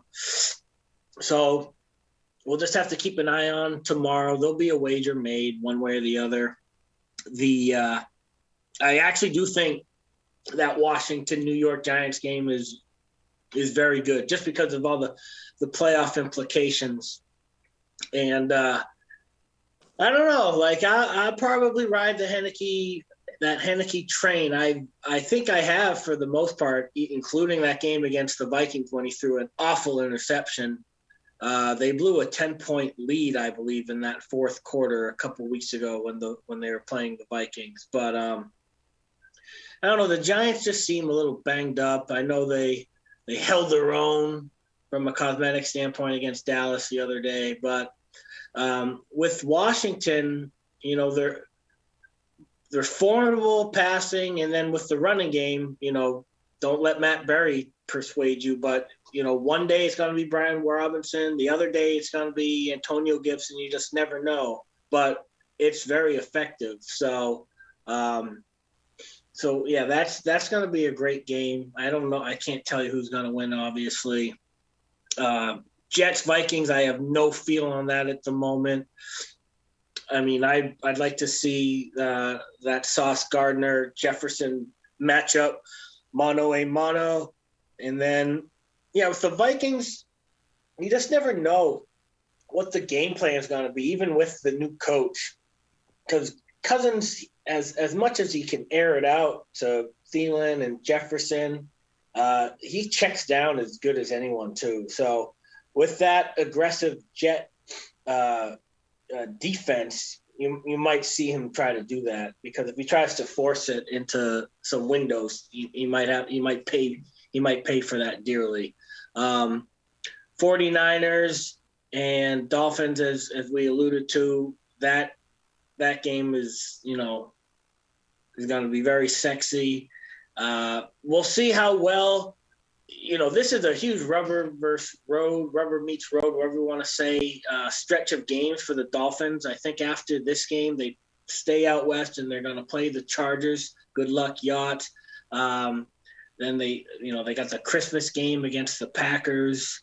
They got some tough games coming up, the Dolphins, and it starts in a couple days at San Francisco. San Francisco has just been like a very underrated team year in and year out. I know Jimmy G gets laughed at. Shanahan still gets shit for blowing 28-3 as the offensive coordinator for the Falcons. But, the only thing that really hurts them in the most, 5-year window is like themselves with injuries. They held their own against Green Bay last year in Green Bay. It's weird. They're just a strange team. They weren't even supposed to have Jimmy G this year. It was Trey Lance. He started the season for him in the rain in Chicago. So Jimmy G probably not even going to start for them next year. So it's fascinating. Then they get Christian McCaffrey, and Kittle is obviously awesome. And the defense is shut down. And Deebo Samuel's arguably one of the best receivers in the game. So yeah, it's going to be awesome. I read this yesterday that the 49ers haven't given up a touchdown in the second half in 4 straight games. You got to look at who they played, though, to be fair. Yeah, I mean, New Orleans is one of them, so yeah. New Orleans is one of them, yeah. But, it's going to be interesting to see if they can neutralize that high-octane Dolphin offense. And the one thing you don't want to see is both Shanahan and McDaniels, don't try to outsmart each other, because they both kind of have like a hipster, smartest guy in the room, a little wrinkle to their style. You just don't want to see them do it. Don't go overboard with it. And I know they're best friends, and they were with Denver forever together. So yeah, we'll see how it goes. Chiefs, Bengals. It might be a pick. I don't know yet. I wrote a few. It's hard to bet against the Chiefs. They do have a lot of Golden State Warriors in them with the hot dog and, the lack of respect, the sleepwalking, the just inability to stay focused for 4 quarters, Kelsey dancing and flexing. But they're so good. They've earned that. And so they can do that. And for selfish reasons, I hope Chase plays for the Bengals. The one thing you always worry about the Bengals is, God damn it, Burrow just takes so many sacks, so that offensive line is so porous. But I don't know if the Chiefs can exploit it, because I don't know much about their defensive line themselves. So we'll see. That's the Nance Romo game in Cincinnati. KC's only giving 2. I don't know. I hate betting against the Chiefs, so we'll see how that plays out. And then Dave, can you pop up the window one more time? I think there's a couple more games. Yeah, for comedy and tragic value, I'm gonna have to bet on the Ravens, because I can't quit watching or paying attention to the Broncos, because they're so bad. They're just so bad. You just have to have some ounce of attention to them on a week in, week out basis. Yeah. And I'll probably make a small wager on the Ravens, because there's no reason anyone on earth can take the Broncos at this moment in time. And yeah, Yachts versus Raiders. Again, this is no way. This is not like the right way to handicap a game, but because next week's game is Yachts Dolphins Sunday night, I'd like the Chargers to be 7-5 for that game and not 6-6. So I will probably bet the Chargers against the Raiders. So let's not forget the Raiders. They pulled the Bronco game out of their ass 2 weeks ago, and obviously that Seattle game in overtime, that was kind of a crazy game too. So right now the Raiders are basically they've won 2 games kind of in the fool's gold manner, but that might have increased your confidence too. Titans Eagles, yes, thanks Dave. I don't know. I guess we'll have to. If the weather's supposed to be bad in Philadelphia, I would probably lean Titans just because of their ability to ground and pound and not rely on high precision passing game. Because if it's cold and windy, then Hurts has to be like extra accurate, and the ball could be sailing in the wind and whatever. Although Hurts, I think he ran for a ton of yards Sunday night against the Packers. So again, like the Titans are starting to turn into a team where like the less confident you are in them, if then you take them, and then if you feel good about the Titans, like stay away from them. So I might just go like play that stupid angle for that game, and if they're getting a few points, I'll probably take the Titans like a moron. But it's a great slate of games. It's so good. It's so good. Yeah, it's definitely one of the best we've seen all season, and I'm very excited for it. Like I'm counting down the days, the minutes, the hours. Should be great. And I'm really interested to see where you all are picking these games against the spread. And I have some thoughts too, of course. So let's begin that journey with our friend Ron in New Jersey. I cannot wait to see where you're leaning on all these. So Ron, when you're ready, we're ready for you and the picks. All right. Yeah. So first game, I am going with the Falcons plus 1.5 in a game that we talk about at all. Against the Steelers. Steelers played on Monday night. Falcons are still in the hunt in the NFC South. They seem to play everybody tough. I think they win this game outright. And I know Kenny Pickett looked decent against the Colts, and he looked all right. But Falcons have a pretty good defense. I like them to win the game. I'll take the Falcons plus 1.5. And my second pick, I'm taking the Seahawks to cover 7.5 on the road against the Rams. I know it's a big number. I know they're on the road. The Rams, I think they're not playing like 10 or 11 of their starters. We know that either Wolford or Perkins is going to start. Aaron Donald, I think, is getting shut down for the year. Seahawks have a lot to play for. Rams they couldn't move the ball against a subpar Chiefs defense. I think Seattle is going to be smarting from the loss of the Raiders last week. I think they come out firing on all gears and win this game going away. So those are my two picks: Seattle minus 7.5 and Falcons plus 1.5 in two games that we didn't even talk about. Ron, that's fantastic. I love it though. Good luck to both picks. Thank you so much. That's awesome. We're like, let's go off the radar for these picks. I love it so much. It's great. Okay, so now what we're gonna do is we're gonna swing this around, and we're gonna go next to. Let's go to John's picks next. And hearing what John was alluding to, I'm really looking forward to this. So, John, when you're ready, we're ready for your NFL picks. All right, Dave. Yeah, we'll go with the other two marquee games that are on the screen that I didn't mention before. We're going to start with the Titans getting 5.5 in Philadelphia against the Eagles. I mean, they have the game script here to play this to a close game. They're going to run Derrick Henry on first down. They're going to run Derrick Henry on second down, and they should run Derrick Henry again on third down. I mean, the Eagles aren't going to be able to stop it. I mean, that's the weakness that they've shown in their defense in recent weeks. Washington took advantage. The Colts took advantage, and they really should have won that game. And Green Bay, when they actually had to run the ball, there was gaping holes for Jones and Dillon in that matchup on Sunday night. And Vrabel was watching that, and that's exactly what they're going to do.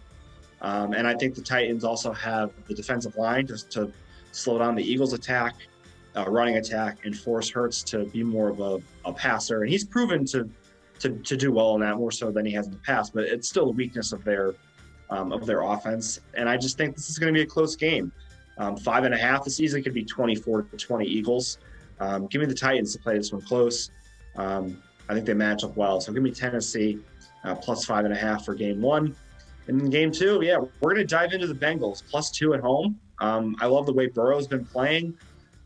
They've seemed to have fixed their offensive line issues, or maybe not fixed, but they've been much more settled than they were at the beginning of the year. They've just been very efficient. Other than that one dud they had on Halloween against the Browns, they've been playing great over the last month and a half. You might get Chase back here for this game, and they've proven they can go toe-to-toe with the Chiefs. They beat them at home last year. Late in the year, it was like a field goal kind of game, and then they obviously in the AFC Championship game. So they're not afraid of going up against the Chiefs. I think they can definitely throw on them like they have been in the past, and I think their defense can hold up well enough. I mean, the Chiefs are struggling with their receiving core. We mentioned it before with Valdez-Scantling and Juju Smith-Schuster. Like, those guys have been banged up. Obviously, Kelsey is a concern for sure. But I just think the Bengals, we're going to ride the momentum here at home, catching the 2. The line's been moving in their favor. It opened at like 3 or 3.5, and so you're seeing all that money coming in at Cincinnati. We'll take the Bengals +2 to even get the outright win. So Cincy +2 and Tennessee +5.5 are my picks for NFL Week 13. All right, let's do the thing. John, thank you so much. Good luck. And now we bring it over to the picks from me, myself, and Kevin, and we'll give it to Andy to do college and pro picks at the end. So we'll give Andy some inventory here. Let's go to the picks that I have for week number 13 in the NFL. Who's ready? I think let's make the thing happen. All right. So for the week, this is going to be a really fun week to pick games. Like, these point spreads are very tasty, but one team that I really think has been really kind of leading its way, like really on borrowed time as far as maintaining their winning streak, is the Philadelphia Eagles. And so I'm gonna go checker and a checker with John's pick. I'm gonna take the Titans getting 5.5 against said Eagles in this game in the elements on Sunday, and everything John said is right on point. Like, I just think the Eagles are Here's the thing. The other thing about the Eagles that we haven't really talked about yet, their defense really hasn't looked that good in the last couple weeks. I mean, if you remember the game they played against Washington, they gave up a lot of points. Same scenario with the Packers. Like, they really haven't been playing good defense lately, and so I think from that standpoint alone, I think the Titans are going to have a real chance at this. Derrick Henry has been playing pretty nicely the last few weeks, and so really it just amounts to can Tannehill just keep himself from turning the ball over? If they do that, they're going to be in the game the whole time. I'm going to agree with John here. Titans getting 5.5 for game 2. I'm going to take. So this might cause Andy to change his pick, but we're gonna have the Patriots getting 4.5 tomorrow against the Bills. If you remember last year, the weather is obviously going to be different, but if you remember last year, there were 30-mile-per-hour winds, and the Bills did not know what to do with that kind of weather. And it was just very interesting to see that Belichick can coach in bad weather. And I feel like it's not going to be as bad as last year, but it's still not going to be great. So I understand Andy's point about Mac Jones not playing well in bad weather, but it's not going to be that bad. So all this to say, I think the Bills are also way past due for a loss. They got very lucky they're very fortunate to beat the Lions. They're very, very fortunate. They did lose to the Vikings, and there was one other game I can't think of right off the top of my head where I thought they should have lost and they didn't.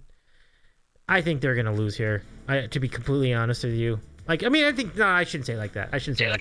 I think they can lose. I'm not guaranteeing anything here. It's a divisional game. We don't know. But divisional games, you generally want to go with the underdog anyway, so I'm going to go with the Pats, getting 4.5 versus the Bills. And now that I've completely mushed it, let's see what everyone else goes with these picks. So the picks, Patriots getting 4.5 and Titans getting 5.5 for Week 13. Let's keep it going with Kevin's picks. All right, so here they are. We're going to go... Kevin is going to follow John's lead, and he's going to take the Ravens, giving 8.5 at home against the Broncos. He will also... kind of he's also going to lay 11 with the Cowboys. So Cowboys laying 11 versus the Colts on Sunday night. So Kevin's picks, Ravens giving 8.5 and Cowboys giving 11. My picks were Patriots plus 4.5 and Titans plus 5.5. It's fascinating stuff. So let's now go to Andy. And yeah, look, like I know. I feel bad now. Like, I'm just like, man, I don't want to mush the game like that, but But we'll see. So Andy, let's get your picks for both college. So the conference championships, 2 picks there, and 2 picks from the NFL. Sure, I'll do NFL first, not to break the rhythm. But no, I don't. You ain't mushing anything. I feel you and John basically made Titans plus 5.5 free money, which I'm gonna bet. But Yeah. like, everything you guys said about the game is 100%. It's like that, bet a paycheck on the Titans and see what happens on Sunday. But getting 5.5, that seems like so many. But Need Clay Travis to stay away at this point. That's the only thing. That's the much we need to worry about. That's true. Yeah, but so I will not do triple checker on a checker on the show, but we're definitely wagering on that on Sunday. But for pick wise, gosh damn it, game number 1. Yeah, as I alluded to on the preview, I will take the Yachts. I'll take the Yachts Chargers, giving 1.5 at Las Vegas. It's gonna be weird because I don't know if like Vegas has like the old school Raider fans travel on a weekly basis, and obviously the Chargers fan base is very nomadic, as our friend Yachts can attest to. So it might just be one smorgasbord of football mongos in Allegiant Stadium. But yeah, it's just both those teams. You just never really know what to expect. A lot of exciting plays, maybe some questionable coaching decisions, turnovers at the most inopportune times, bad challenges, fumbles, the whole gauntlet, which makes for fun viewing and gambling. The Chargers, just to kind of get off the beaten path for a second, like I feel like the Chargers, they shouldn't even give them Sunday night games in the beginning of the schedule. They should just keep the Chargers like on an open-ended schedule, because like for the flex option, as they're doing next week, and they're gonna have like 3 Sunday night games in like the second half of the year. So because of how kind of crazy their team is year in and year out. I mean, we all remember last year that Raiders Charger game, week 18, right? I think that was overtime, and neither team knew like what to do like at the very end of the game. But I think we might see something similar to that. I could close my eyes and see Josh Jacobs running for 200 yards again. I could close my eyes, I could see Herbert throwing for 350 yards, field goals galore, maybe take it over in this game. But yeah, all this to say, give me the Chargers minus 1.5 in an exciting freewheeling game Sunday at 4:00 East Coast time. And then game number 2, God, I was going to take the Chiefs, but John just kind of talked me out of it. I want to take the Pats, but I don't want to go checker on Dave. So just for brevity, I will ride the Miami Dolphins getting 4 at San Francisco. This is a tricky game now. I could get burnt because as good as Miami has been historically, you worry about them in December. I know San Francisco's not going to be cold. I get that. But Miami, this is kind of unproven waters for the coach, for the quarterback, for the franchise. We've seen it before. Here's your Miami 9-4, and then they end up 9-7. Stuff like that. But you're getting 4, and if it's a close game, you can still cover. San Francisco ekes with a field goal or one of those 2018, 1970 kind of games. But for selfish reasons, if I'm going to be invested in this game, I'd like it to be close. And I want to see this Miami team kind of see how far they can go. I mean, they were the darlings of the media to start the year. Last year it was LOL Dolphins, LOL Tua. Like the year before that, it was tank for Tua. So, they've had a few narratives over the last couple of seasons. And it'll be an interesting game. Dave, it's Joe Davis. and Moose Johnson doing that. So going head to head with all those other good games that in the late slate of the Sunday window. So, but yeah, give me the Fish +4. And for the college games, I'm curious to see what all you guys picked. And we could talk about, I'm sure you guys already talked about Trent Dilfer, but yeah, game number 1, I'm going to take the UNC Tar Heels getting 7.5 from Clemson in an awful, awful ACC championship game. I can't believe it's still getting the 8 p.m. window. That game should be played on the moon, in front of 3 people at 10 o'clock East Coast time. It is an absolute horrendous game masquerading as like a big conference showdown.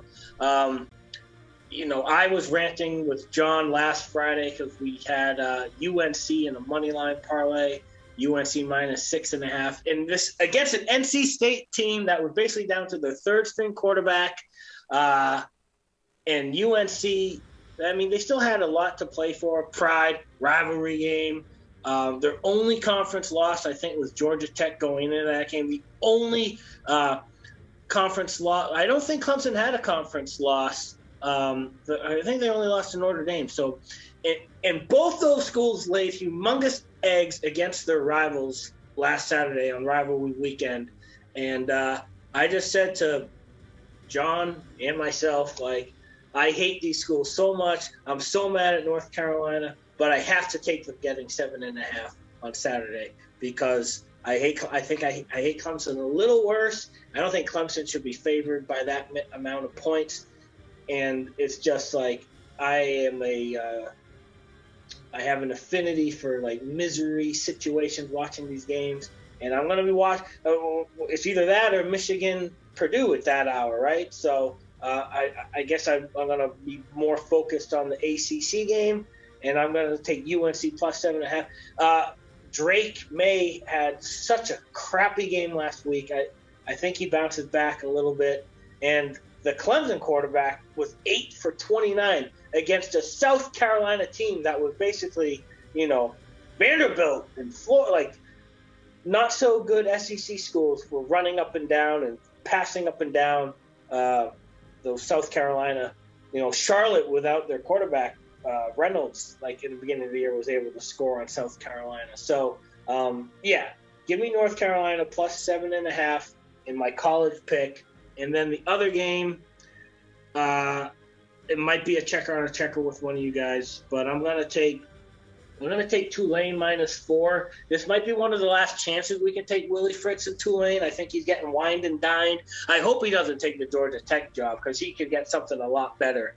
But this is more of a actually it's half and half. Like I love free Willie Fritz. Dave was all on Willie Fritz before it was cool to be on Willie Fritz. He knows. Georgia Southern. Yep. And then you guys all knew Willie Fritz. And then it's an anti-Gus Malzahn pick as well, just because Gus Malzahn, they almost blew it to South Florida with a lot to play for last week too. So, Malzahn, as John astutely pointed out the other day, he beats Alabama and he loses to Missouri. He beat Cincinnati and he lets Navy hang around. You just never know what you're gonna get. With Tulane, most of the time, I know they probably got too hyped up for that game against Cincinnati a couple weeks ago, but you're always gonna get slow, steady, full focus, concentration, respect for the competition with Willie Fritz, and I think they'll be able to beat a Central Florida team that's been very up and down all year by 4 points in that AAC championship game on I think it's Saturday, 9 a.m. out here. Yep. Just to confirm the numbers, give it 3.5. 3.5. I had 4. Oh yeah, 4. Okay, I'll give you 4. 4 is fine. I can give you 3.5 because I do see it somewhere. So if you want it. It's your show. All right, let's do it. We'll give you 3.5. We'll give you 3.5 for this one. So, thank you for the picks, Andy. And so we have a little bit of time left. Good luck, everybody. Let me recap what the rest of us did, Andy. So Ron's picks for the week: Pac-12, he's going USC giving 2.5 versus Utah. And he was checker and a checker with your North Carolina pick. And then we mentioned the NFL picks just a moment ago. John's college picks, he's going Michigan giving 17 against Purdue, and Ohio getting 2 against Toledo. With Heat and good scenario there, despite the quarterback change. Well, if Finn was hobbled up too. Yeah, exactly. Like, and even if Finn, like, they look awful the last month. Like, I don't think they've covered a game in like 2 months. Well, Ohio's just rolling. Their backup looked really good against Bowling Green, and Bowling Green just beat Toledo 2 weeks ago in action. Like, I know you can't do like the transitive, well, A did this versus B and B did this, but like Toledo just looks like shit to me, and Ohio is just rolling. So, and I agree with you on your Tulane pick too. If you go back to listen to when we previewed before, I think they're going to win against UCF. So. Yep. Let me finish this out. So my picks were UTSA giving 8.5, meep against North Texas on Friday.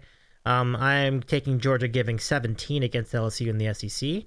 And Kevin's picks are Kansas State getting 2.5 versus TCU, and a checker with the Georgia pick. So that's what we have. Good times. So Andy, these have got to be glorious moments for you. Your guy David Shaw finally got fired. And then you mentioned, you alluded to it too, that we were talking about it earlier, the Trent Dilfer getting the job. So let's get your thoughts on the coaching scenarios, Andy. I know you're going to have a lot to say about college here.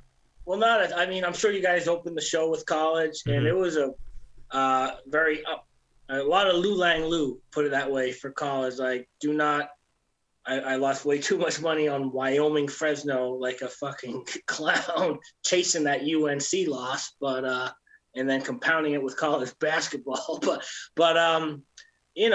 that's rivalry weekend. So David Shaw, like I texted with John on Saturday, like we're like, I'm taking Notre Dame, and like last like late slate of a regular season, and he's like, I'm going to take BYU. And I wasn't planning on taking BYU. I taken Air Force, taking Washington, which I changed my mind. I liked Washington State, and I changed my mind, thank goodness. But I was like, you might not – like Stanford was so bad this year. I was like, this might be one of the last times you can fade Shaw. I don't like BYU at all either. I have no love for BYU, but I was like Stanford is an absolute carcass. I had no idea he was going to resign. Like him and Fitzgerald, they're dinosaurs. Even if they're great coaches, just the way the climate of NIL and the transfer portal, like. Players are not, I said this before, yes, players are not rushing to go to Stanford or Northwestern for all sorts of reasons. They're going to Ole Miss, they're going to USC, they're going to Texas, they're going to those schools. You have to, not to go down a slippery slope or whatever, but like the academics it's a real thing. Like if you don't study, like you don't get to play in Stanford and Northwestern. Let's not kid ourselves. And Shaw, the days of punting from the other team's 35-yard line, you just can't do that anymore. And they haven't been relevant in quite some time. It's sad. It's happy. I'm happy. I'm sad. It's all because it's fun to kind of mock David Shaw in that style. And sometimes you can make money off it.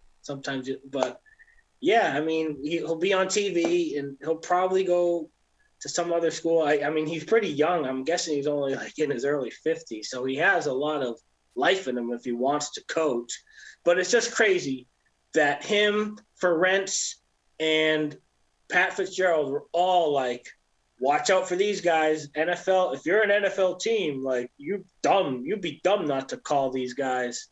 And they're all kind of like laughing stock. And on the other side of the fence, like Matt Rule has done quite well for himself. He's taken the Nebraska job, and his shortcomings for Carolina is ancient history. It's Sergio really Dip at this point. That's just the cycle. Hugh Freeze going to Auburn that's like the SEC in a nutshell. Like Harsin was such a bad guy. like you're trying to use his like infidelities as rational for firing him. And then you're getting Hugh Freeze. Like, come on now.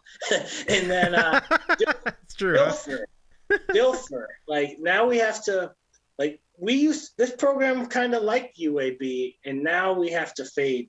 We have to fade UAB as many times as possible because I cannot take Trent Dilfer serious as a studio expert NFL guy. How are we supposed to take him serious as a coach? And I read like the players like wrote a letter to the administration like they wanted the interim guy to keep the job, and now you're getting Dilfer. Like I'm guessing there'll be a lot of people, a lot of players like leave the program, and Dilfer will just have to like pick up the scraps and figure it out. But yeah, it'll be lean. I think UAB is in for a lean year next year. They're already going to. I think they're going to the Bahama Bowl, aren't they? Yep, that's right. Playing Miami, Ohio, it's the first bowl of the year, and I'm already wondering, like, number one, is Dilfer going to be there coaching, and number two, are these players leaving before then? Like, this is information we need to know for the bowl mania scenarios. Yep. Great points. Yep. Yeah, it'll be interesting. But if you guys already talked about rivalry week, it was the Civil War game was crazy. Ohio State, Michigan was shocking. That's obviously a Heyman statement, but I was surprised that TCU hammered Iowa State the way they did. It was bittersweet because week 13 in college football is always sad because we know how fast it went, and it did go fast, and it's over. It's over. Thank goodness for bowl season. Thank goodness for championship week, and we'll obviously watch Army Navy a week from Saturday. But yeah, like it was a fun last week of college football. It sucks that it's over because it went by so fast. Yeah, but I'm glad it went out with a bang, though. That's a good thing. We had a lot of very, very tight games, and the rivalry games many of them were awesome. Oh, Dave, the last thing I'm going to say is USC. Give me a fun house, like I thought Riley would like obviously have them in the right direction, but things obviously broke out for them. Like I didn't think they'd be 11-1 right now. Like remember that you signed up for 9-3, Dave. You would have signed up for 9-3. Watch the tape of our August show. But and to sound like Mike, Williams won the Heisman on Saturday night. He did. Kind of did though. Yeah. To your point. Yeah, because I guarantee people like Mike did not watch a lot of USC this year, but they did. They watched the USC game, Notre Dame, and they're like, "Oh yeah, this guy has my approval." I mean, he put on a fucking show. Yeah. All the props to Caleb Williams, and Notre Dame, as I mentioned earlier in the program, had been playing better. Like they're a pretty solid team, so that's a great win.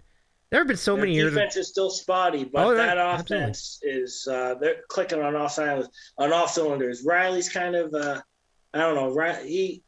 Sometimes he's a little tough to take, but he knows how to coach offense. And Grinch should eventually get his system, and those players will come to La La Land. And yeah, I mean they're back to being USC again. It's amazing how fast that happened, and it just goes to show you, talent's always there. If you got the system and you got a plan, you can go places with their talent at USC. I've been saying that. I'm sounding like fan base. I've been saying it for years. So, Dave, did UCLA because that was supposed to come to a vote last week?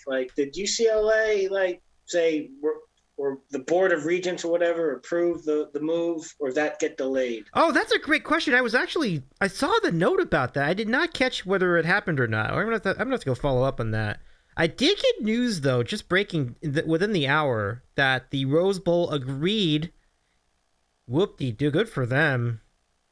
That they somehow came to they let bygones be bygones and let them do the college playoff expansion. Honestly, Ron, I know you've been feeling similarly about the Rose Bowl. I've really had it with the Rose Bowl. I'm like, I would have rather have they just not been involved in this anymore. I'm just tired of them having to force this stupid I know you have to read what happened, but we'll get to that later.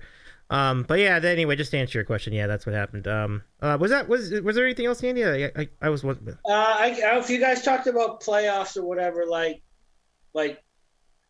you know how like the argument against the expansion is like, well, who wants to see this team get blown out? Like this year kind of proved that like any team can get beat. I know Georgia might be the outlier, but I don't know. I think the more teams, the merrier. If more teams, the merrier would also, in my opinion, make championship weekend a little more nutty, although there might be unintended consequences. So this year, let's just say the playoff expanded and you'd have and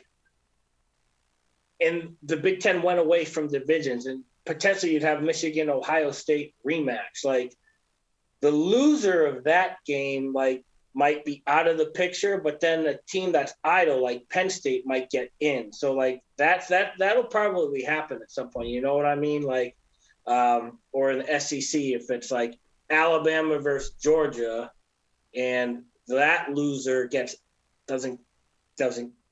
get in the playoff, but the team that just misses a championship game, like Tennessee, or LSU, whoever it may be, they get in. So I don't know if all those conferences will go away with traditional East, West, North, South divisions, but people smarter than us will have to kind of iron all that out, or maybe just get rid of conference championship games altogether and just have a champion. I don't know. Well, I mean, when you lose the regional aspect of college conferences, it makes these decisions much tougher. So I mean, good luck to all of them trying to figure that out. But Purdue should not be in the championship game. But they are. That side of the ledger was so garbage. Yeah. I do want to just quickly make a couple notes. First of all, I'm so sorry I'm a half an hour late saying this, but Stuart Haig, thank you so much for the 11-month resub. Holy cow, thank you so much. I hope you're doing well tonight. The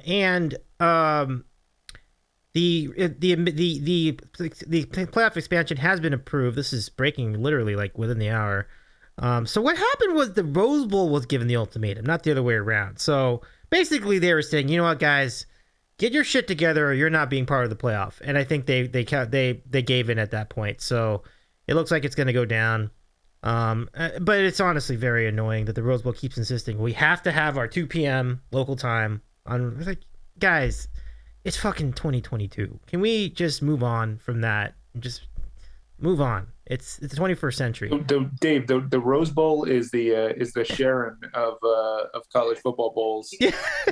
They are holding on to the 1960s, the 1970s, while everybody else is passing them by. Yes. And moving into current state of affairs and a new generation. They're holding on to Ralph Cramden and the Odd Couple. You know what I mean? Dude, you won't believe it. You want to know who texted me before we started the show tonight? Was it him? It was him with a link about this topic. And I didn't know what side he was on. All the best to Sharon, but I didn't know if he was referring to the college football playoff, possibly tell him to take a hike, or is it that the Rose Bowl's holding everything up in terms of their expansion? So I couldn't tell what side he was on. I'm gonna guess that he wishes it went back to the polls determining the champions and the bowls staying the way they were in the 70s and 80s. All right, well, that would certainly track. If anyone on Twitch is unfamiliar with who Sharon is, he's one of our friends from the Mike Francesa. He's a good guy. Yeah, good family man.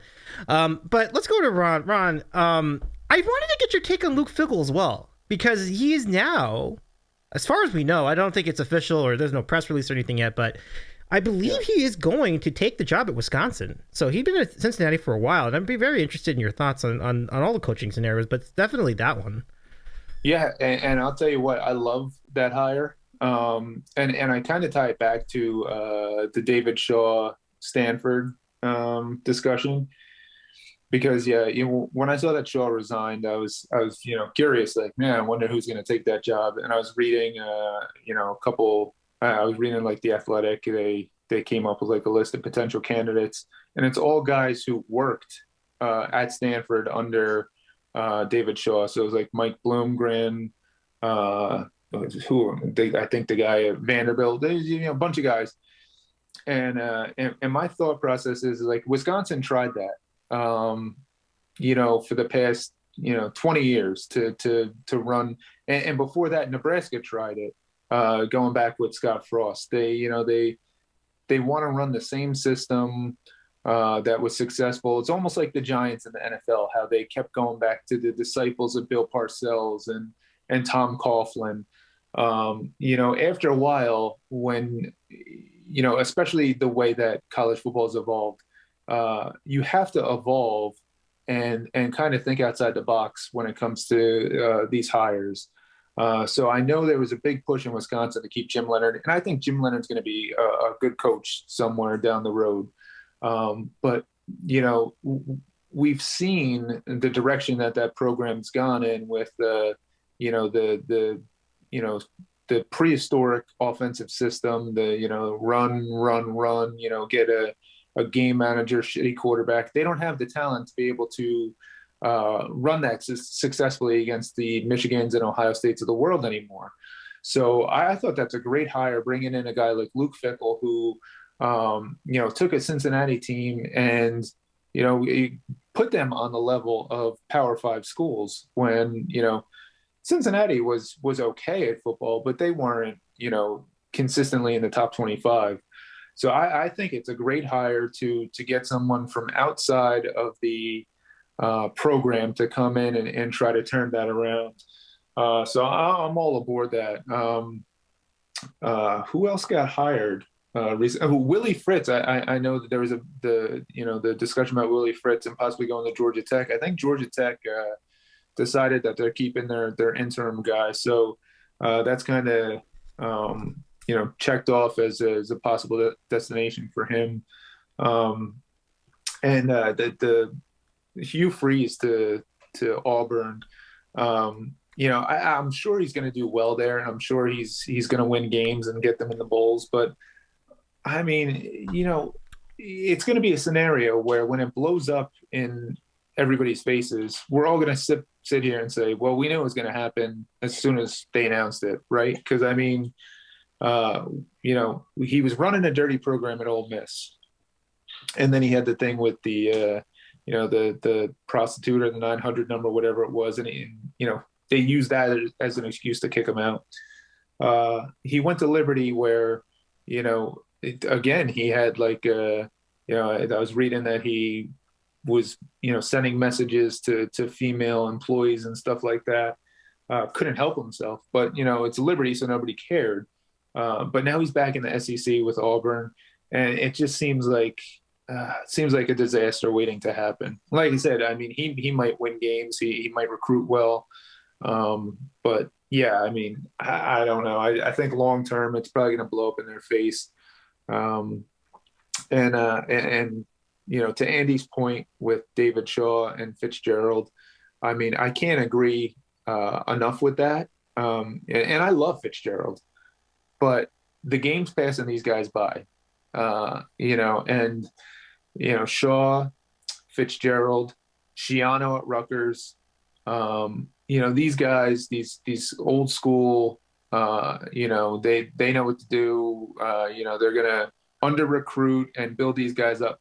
It doesn't work anymore because you got the transfer portal. So any of those kids who actually do well enough to be wanted by another school, look at Brandon Joseph or the guy from Northwestern, the safety who could have been like a first round pick if he came out last year. Instead of coming out for the draft, he goes to Notre Dame. That's they can't you can't operate the way that they do. So I wouldn't be surprised that Shaw's gone this year. I wouldn't be surprised if Fitzgerald, if he has another 1-2 win season next year, resigns too. Schiano has one more year at Rutgers. I mean, those guys are, they're going the way of the dinosaurs, and you got to change up the way that you run a program now, especially with the transfer portal and the NIL. You got to be all about willing to spend and bring in kids, especially with schools like that where it is harder to get into and harder to build a program because of the academic portion. So it'll be interesting to see how that plays out. Yeah. And one last thing, I hope Deion Sanders takes the Colorado job just for the juice. Oh yeah. Just for the juice. Thanks for bringing that up. I know they offered it to him, but and not to sound like woke or anything like that. But yeah, man, the lack of diversity that you see is definitely disappointing, especially like with the Hugh Freeze to Auburn. I mean, they should have just let Cadillac Williams stay there and given him like a year or two to see what he could do before turning it over to a retread. But that's the world that we live in, and hopefully that changes sooner rather than later. But that's why I say Deion Sanders to Colorado. I mean, more of these schools need the guys with juice like he has. Even if it's a disaster, at least it'll be an entertaining disaster. Yeah. I don't think it'll be a disaster, though. I don't think it would either. Yeah. I think he brings in recruits. Mm-hmm. I think he could recruit there. Colorado is in my opinion, is like a sleeping giant. They've done everything wrong with that program for the past 10, 15 years. I think you bring in a guy like that and he recruits California and uses his connections to get in some big time recruits. I think they could turn around quickly. I love these sentiments. Ron, thank you so much for breaking that all down. Really great. And so let's go to John. Feel free to comment as much of that as you'd like, and then we'll give you final thoughts.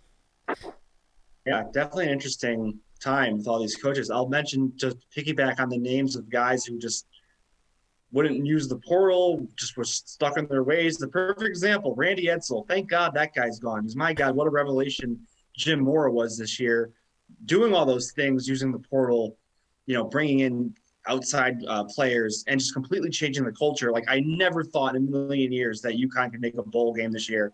And here they are, 6-6, and they're going to be going somewhere on Sunday. So just goes to show you what like a coaching overhaul can do in just one season. But yeah, one name that wasn't mentioned, I mean, it wasn't really high on the radar, but Arizona State hires Kenny Dillingham. He's like 30 years old, and he'll be like partying with the Arizona State students after games for, doing behavior balance after some wins. But, yeah.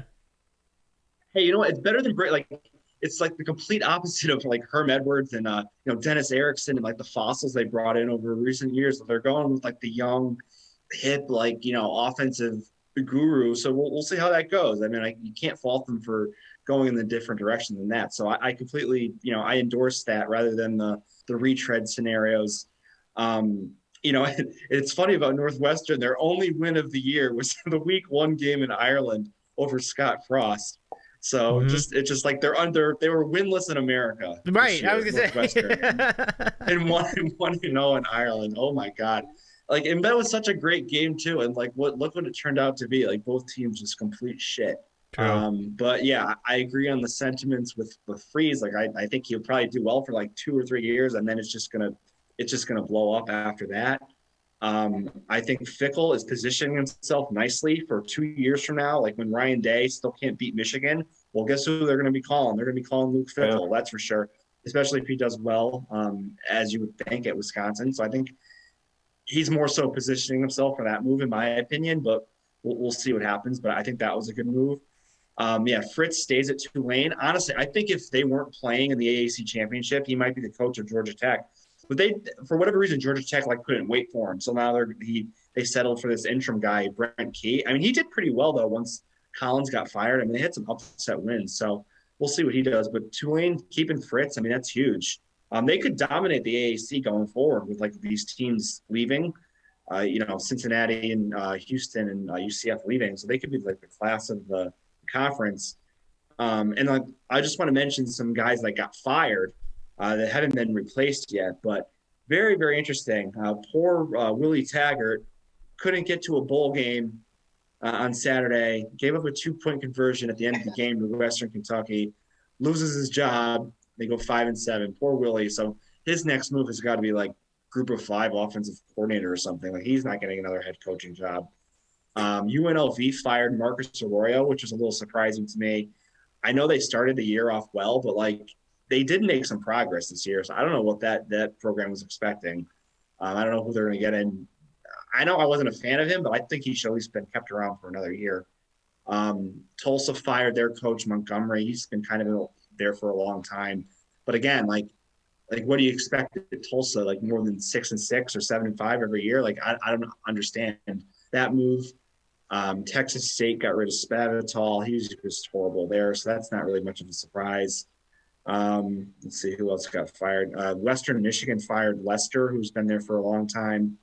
So there's a lot of jobs open at the moment, and there could be another domino or two to fall, and like it's just going to, go crazy at this point. But yeah, definitely an interesting coaching carousel so far. I do hope that Dion gets the Colorado job. That would certainly make things interesting. And the last thing I'll mention is a bowl scenario update.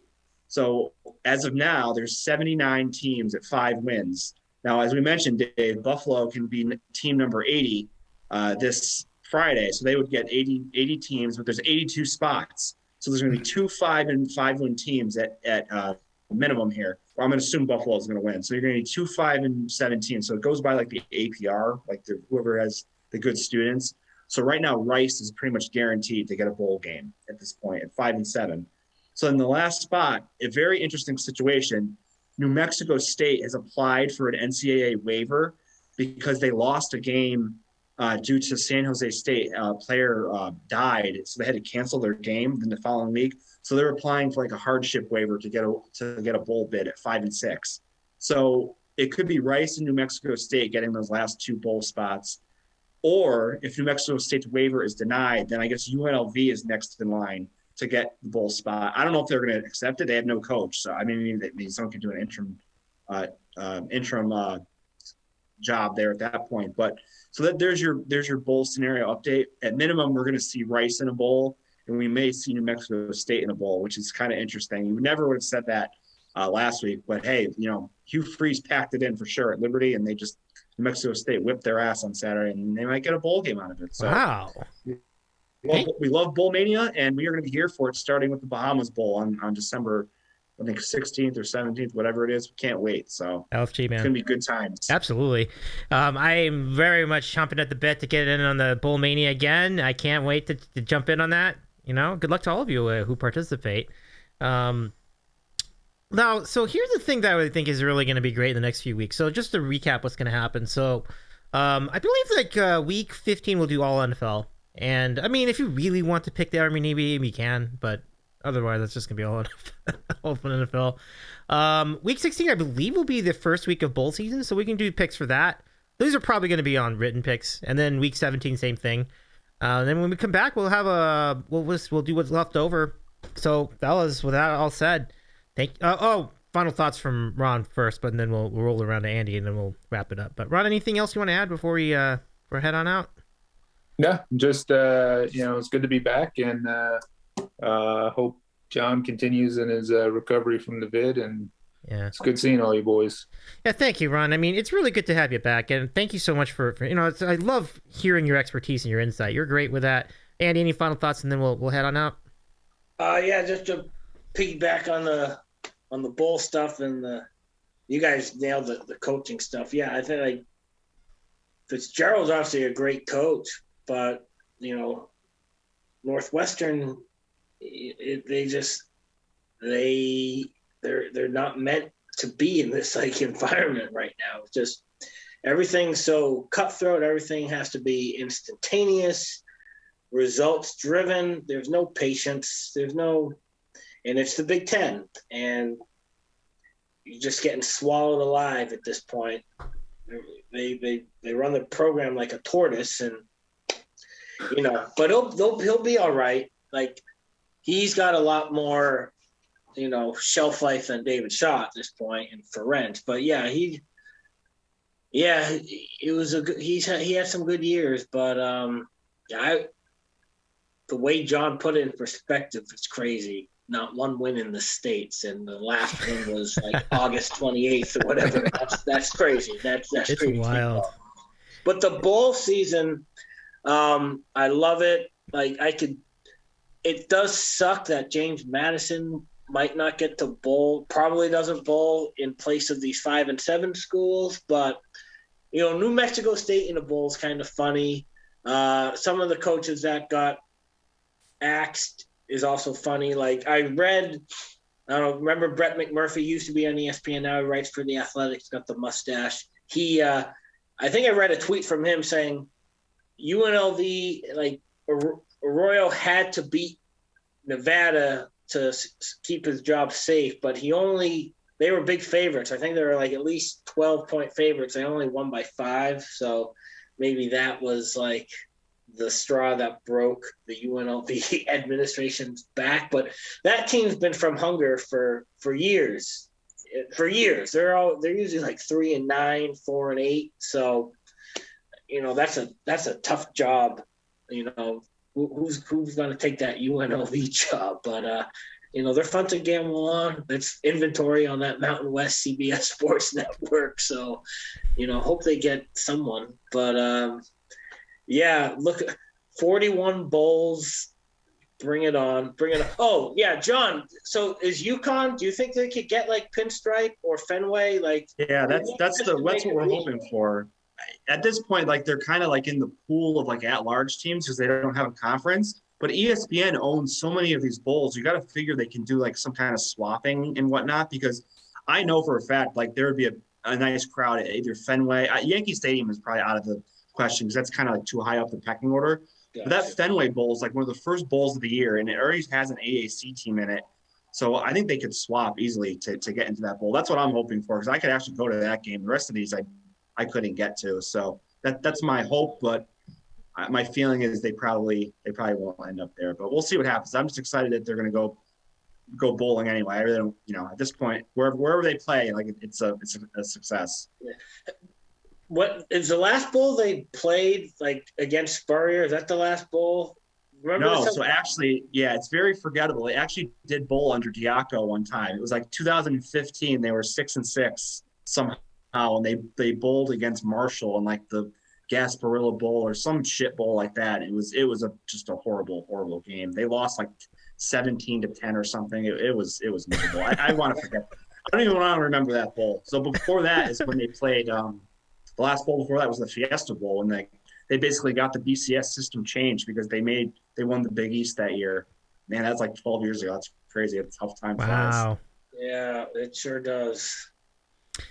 Time flies. It's funny. We were all here just breaking down the previews, and it felt like it was just a couple weeks ago, but here we are. It's almost December. So with that, I say good night. Thank you so much, everybody, for doing this. Good luck to all your picks this weekend. Take care, everybody. And John, feel better. I'm sorry you're still down with the sickness and everything, but it's all good, Dave. It was good to come out. It was therapeutic to come out. My voice isn't 100%. It was definitely a lot of fun. So thanks again. Appreciate it. Take care, everybody. Good luck. Awesome. Take nice care. to see everyone. See you, Happy fellas. holidays. Thanks. Likewise. Oh man, Andy, John, Ron, great stuff, everybody. So that's gonna do it for us. So let's go ahead and rate out. We here's where we're gonna go. Well, first, for those of you listening on the podcast, thank you again for doing this. I'm Dave Medina. You also know me as Davey's Eating a Sandwich. If you missed any part of the show, you can catch the replay on Twitch at Davey's Eating a Sandwich or on YouTube at Sandwich Sports. And the replays are always available at our website, sandwichsports.podbean.com, and all podcast players, including Spotify, Apple Podcasts, and the like. Just look for Sandwich Sports. It's been a really fun time. Let's get those raid calls going. Absolutely, Stuart. Let's do the thing. But thanks again, everyone. For those of you watching us on the VOD, we appreciate your time. Take care, everyone. And we'll see you on the podcast next time.